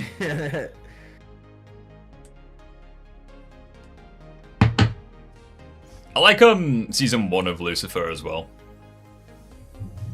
There's not really... Season 1 was really good. I like season 1. I like how pure it is. I just like how honest he is. Like, he just does not give a fuck in season 1. He just walks into like crime scenes and he's just like, "Detective, I've just threatened his life. He would have told me." She just looks like she's so done with him. Like, my man, season 1 Lucifer was built different. Just like, was your child a mistake or was it planned? Like, he just... Now I want to watch the show again. Fuck. He's basically just intrusive thoughts personified. Like, my man is just... Here's another thing, Riff. Dagon is more powerful than Gwen. He said that Gwen was the most powerful being in the universe before he appeared, and obviously Alien X. I mean, Alien X technically doesn't exist in the universe, because he's, like, from, like, the Forge of Creation. So maybe Dagon wasn't including Alien X when he said that? I don't know.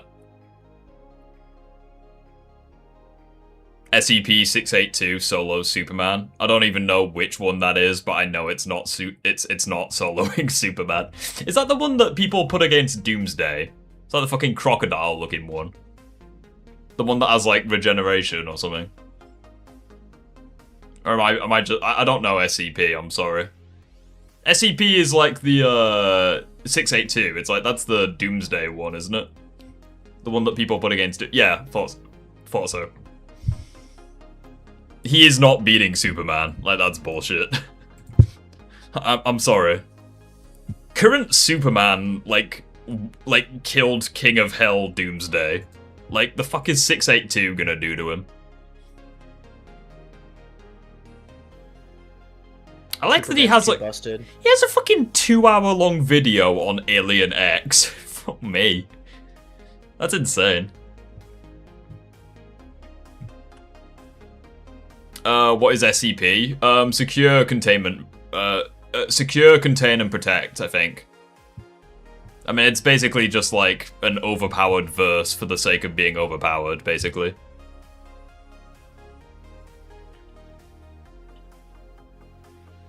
SCP-682 is a reptile that adapts to anything and everything, can survive basically anything. Okay, you just described Doomsday, and Superman killed an amped Doomsday. It's like, okay, cool.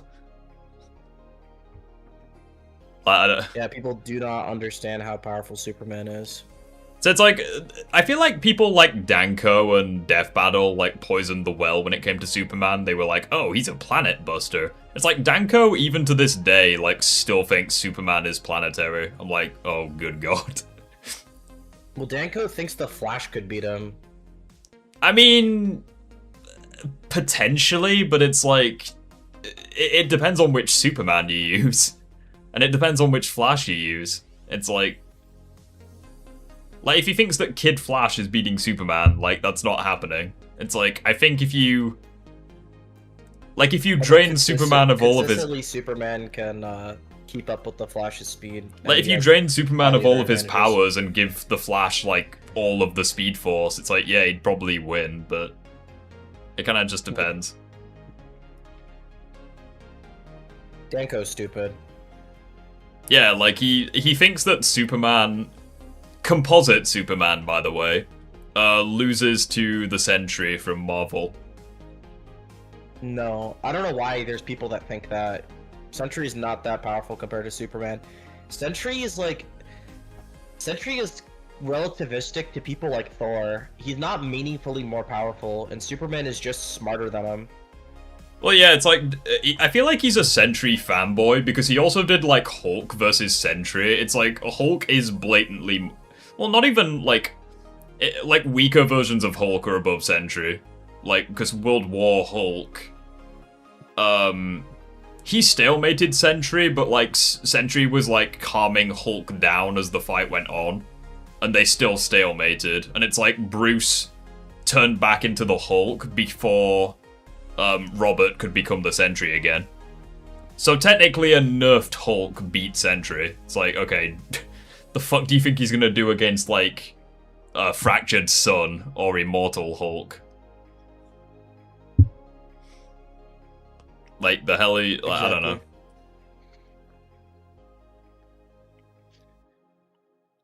Superman is multiversal. Danko also has, like, a thing about lowballing the shit out of Batman. I'm gonna be completely honest. If you think that comp Superman is less than Outerversal, you do not know DC. But anyway, yeah, he hates Batman. I swear he says that Batman loses to, like, every Marvel street tier. I hate street tier as a phrase. It's like, he loses to, like, Moon Knight, he loses to Wolverine, Spider-Man. I think he said he loses to Captain America. Yeah, he did. Fuck, I don't know who else. Luke Cage, maybe. I think he said that Batman maybe barely beats Winter Soldier. Oh, Daredevil. He said Batman beats him. Not a fucking achievement, if you ask me, but, you know. It's just such insane downplay. It's like, I like Daredevil, but he's not doing shit to Batman. Moon Knight's not beating Batman. I don't know why there's these people out there that think Moon Knight could beat Batman. I don't understand that. It's like, even Wolverine, Batman literally is like... better than him in every area except strength and, like, durability, maybe. Batman is, like, way smarter, a way better tactician, far more skilled in hand-to-hand combat, has better weapons and gadgets in his utility belt, more experienced. Yeah, it's like, I think... I'm just thinking as well, it's like... Excuse me.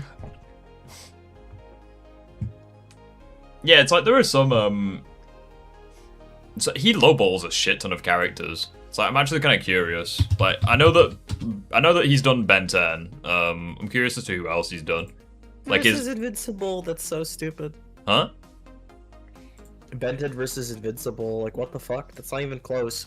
Oh yeah, we watched Ben 10 versus Invincible at the start of the stream, but we watched like the guy who Danko like plagiarized. Yeah. Top 10 Marvel heroes that can beat Superman. I feel like that's aged pretty badly from 10 years ago.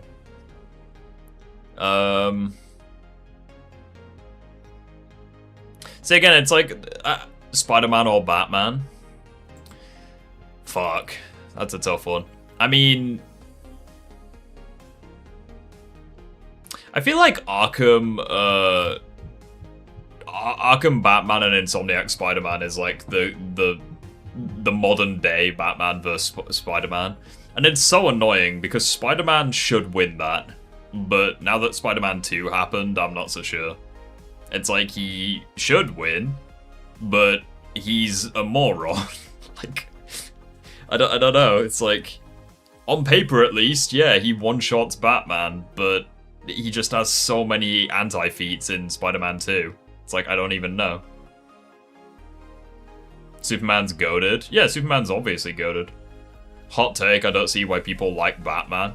Fuck me, that is a hot take. Jesus Christ. Why do you hate Batman so much? Well, no, let me ask you a different question. Why don't you like Batman? You don't have to hate him. Why don't you like him? We'll be more positive. We'll do the glass half full approach. I think most people that don't like Batman, it's usually Invincible seems like it's a versus- knee-jerk reaction to his popularity more so than actually like his character. Well, it's like when people say they don't like Spider-Man, it's like, some versions suck, sure, but it's like, Spider-Man's usually pretty good. This is Ben 10, two teen heroes with the powers of a god.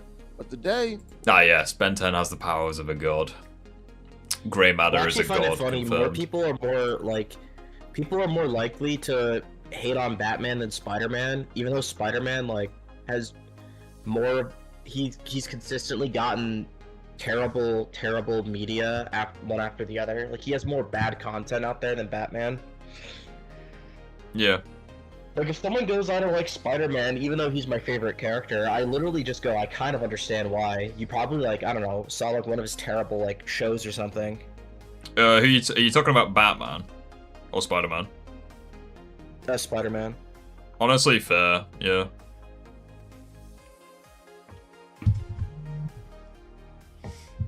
Ben 10 Solo's Invincible.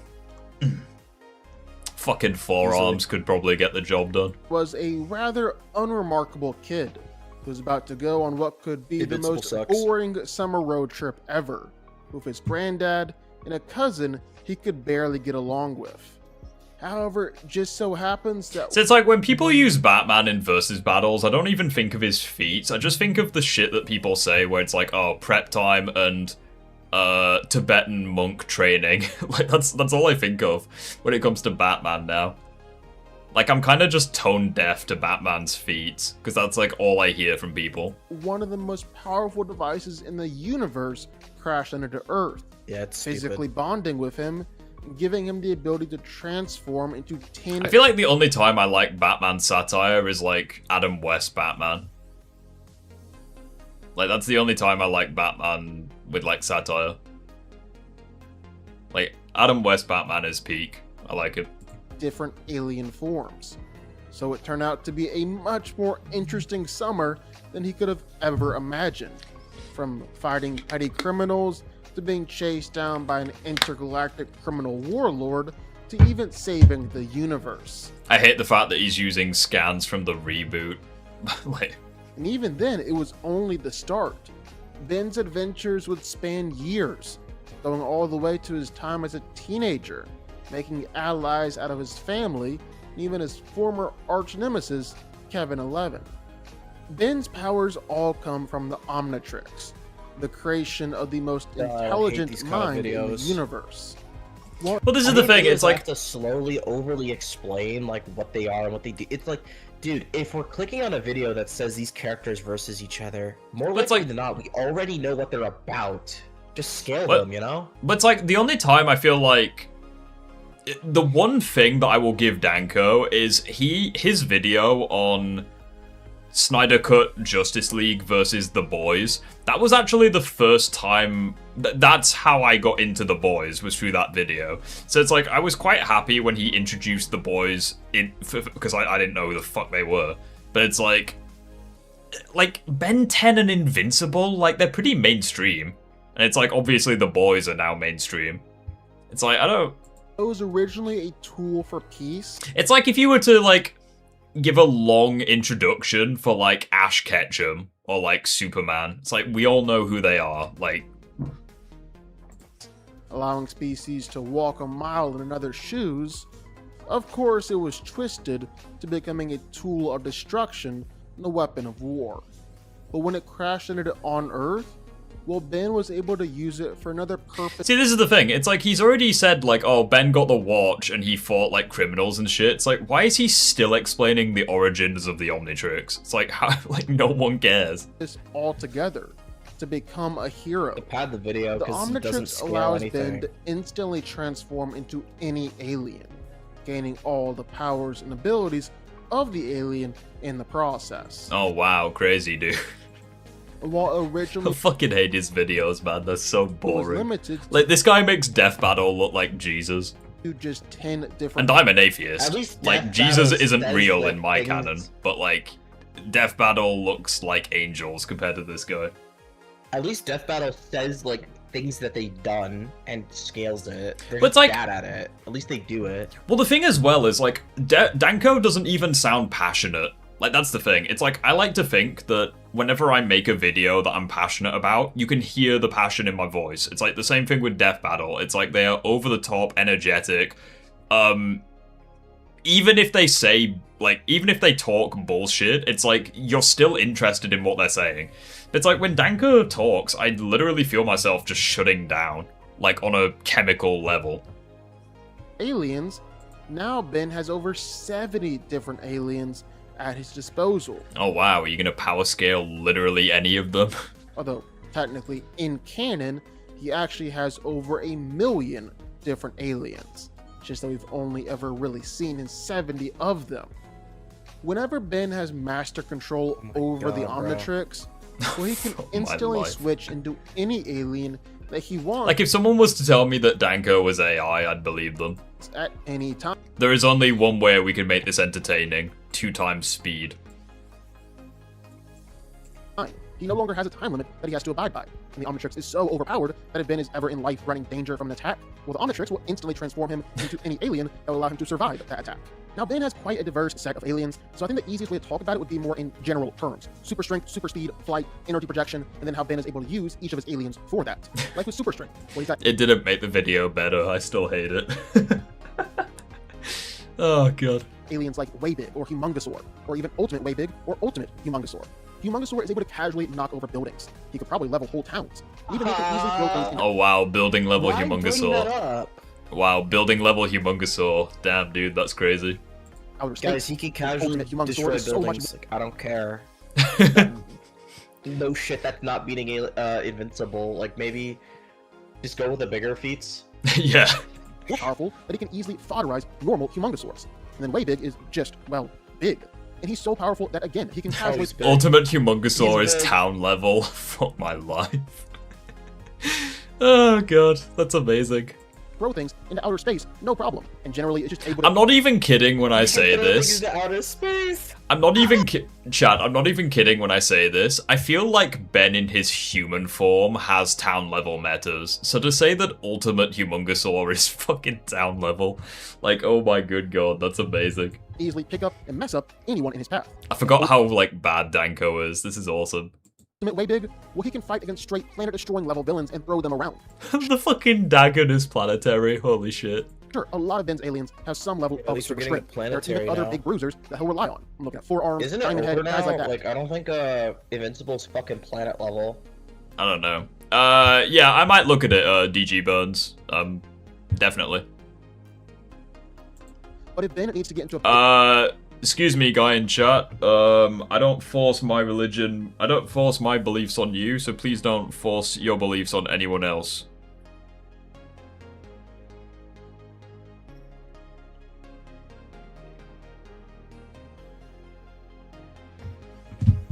Big fist fight and is taking it seriously, well, these are the two aliens that he'll call on, and they're very powerful. Now, there are also some aliens. Oh wow, they're very powerful, are they? They're very powerful. Because of all, really, they're powerful, are they? I could have fucking told you that.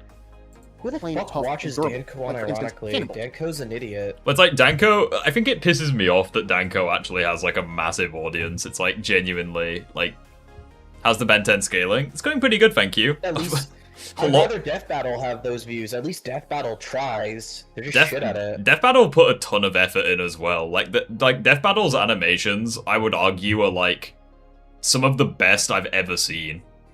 Like, they put in effort. It's like, yeah, at least it's entertaining to watch the fights. But it's like Danko's videos remind me of my old videos, where it's just clips, unedited clips, and just me talking. Like, I'll be honest, my old content sucked. But it's like, this video came out like, what? A year ago? He's been doing YouTube videos for like over 10 years. Like, twice as long as I have. Even longer.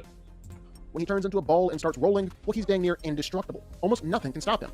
Or there's even a different kind of durability with someone like Goop, an alien who's essentially just a giant pile of jelly, and so he can reform himself at any time and from anything, allowing him to survive essentially any attack. Then, of course, there's speed, too, with aliens. Fuck it. Goop can survive a hit from Composite Superman. You heard him. He can survive any attack, guys. Like Fast Track and Accelerate, even Jet Ray, Ben is able to easily dodge attacks and run faster than I can see. When it comes to physicality, oh wow. A ton of options to pull. Oh, bloody hell. Yeah, Ben's aliens can blitz humans. Wow, good speed scaling, buddy. Then, of course, don't even get me started on Ben's other powers. He's got electrokinesis, telepathy, telekinesis, gyrokinesis, radiokinesis, and atomic manipulation. Hang on. Let me hear that again. Other powers. He's got electrokinesis, telepathy, telekinesis, gyrokinesis, radio... I swear he said pyrokinesis whilst showing Octiguana, but maybe that's just the 2x speed.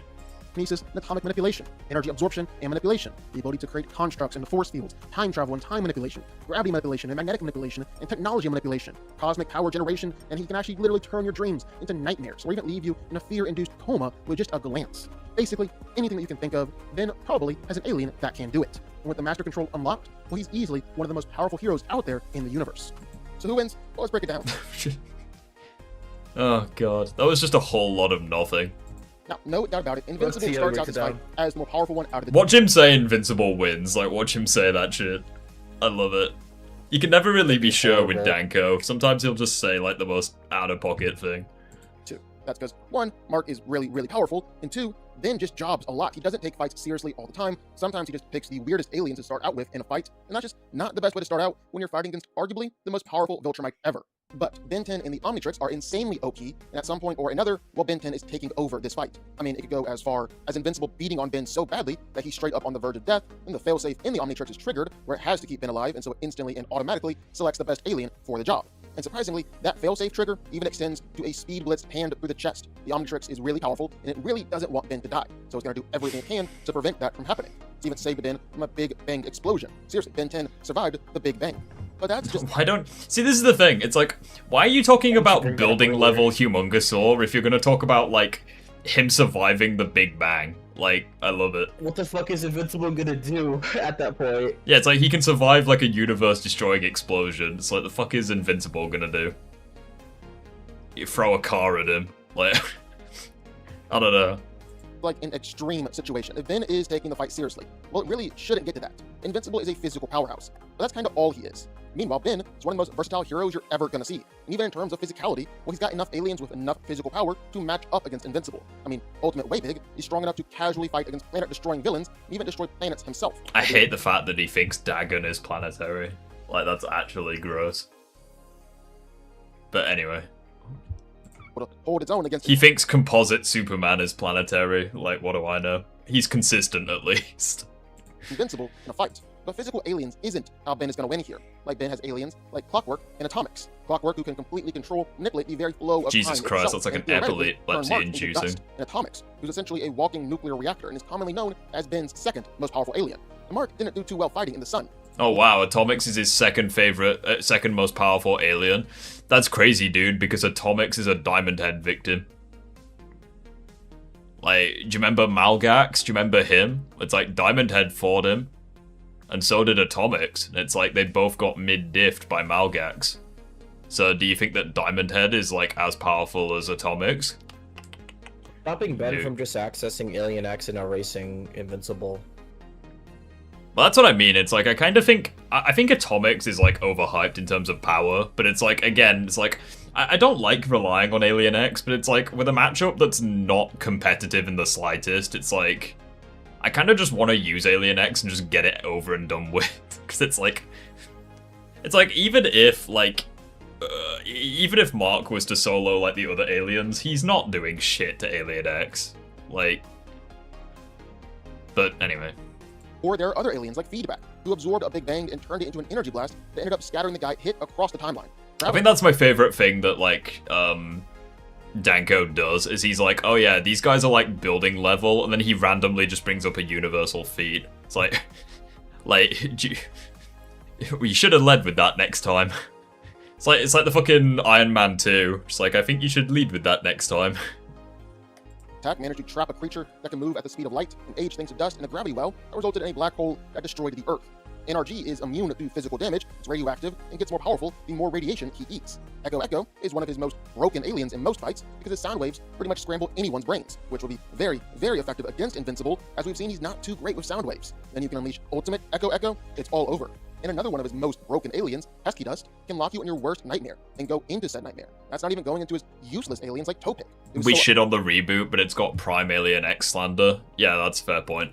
To be fair, I think that the reboot actually had pretty cool ideas, but like season 1 of the reboot was so bad. Until the finale. I liked the season 1 finale where like he actually fought Vilgax and he was like, he had like a nerfed version of Master Control where he could never become Ben again, but he also just like constantly cycled between his aliens and it was like out of his control. I thought that that was one of the best episodes in the reboot. Because it's like, okay, like Ben can't control his transformations and it like forces him to adapt. It's like, that was one of the coolest episodes of the reboot. Probably one of the best episodes like of Ben 10 ever. It sucks that it was in the reboot, but it is what it is. And then, like, for the final battle, he had, like, Master Control for, like, 30 seconds when he upgraded the Omnitrix. Ugly that you pretty much objectively will go mad seeing him. And Pesky Dust and Topic are able to use their powers on Celestial Sapiens, the same aliens as Alien X, so these same powers should definitely work on Invincible as well. There's even the option for Ben to just scan Invincible with the Omnitrix, get access to Viltrumite DNA, then transform into an ultimate Viltrumite. So it's really annoying because I want to show you guys the episode of the reboot, but it's like, I know that copyright would bully me, so... So Mark just ends up fighting a more powerful version of himself. And then, of course, worst comes to worst, and he goes Alien X, who's literally just a god. He's able to survive universal destruction, then completely recreate the universe. Yeah, Ben 10 is, unironically, a universal level hero. For his powerful... Universal Ben 10. Oh god. As Invincible is, well, he's not the most powerful alien. Also, chat, like, I was curious and I actually looked at the Ben 10 versus Green Lantern Death Battle. That has like a 50% like to dislike ratio. Is that their most disliked video? Outside of the Justin Bieber one, which I still to this day don't know why they made that. That Ben 10 has ever fought. And if Ben is taking the fight seriously, he's definitely gonna take it. Ben 10 wins. Also, can I just point out, like, the video just ended, but there's like 30 more seconds of the video. Like, there's literally just... It's literally just white noise for like 30 seconds. Like, Danko, why did you do that? Like, are you desperate for ad revenue or something? Like, the fuck? What was I gonna say? I was gonna say something. It's like,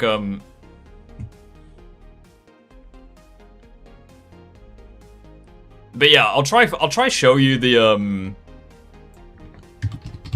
oh, I really want to show it, like, the Omnitrix. I think that's the episode. I think that's the one.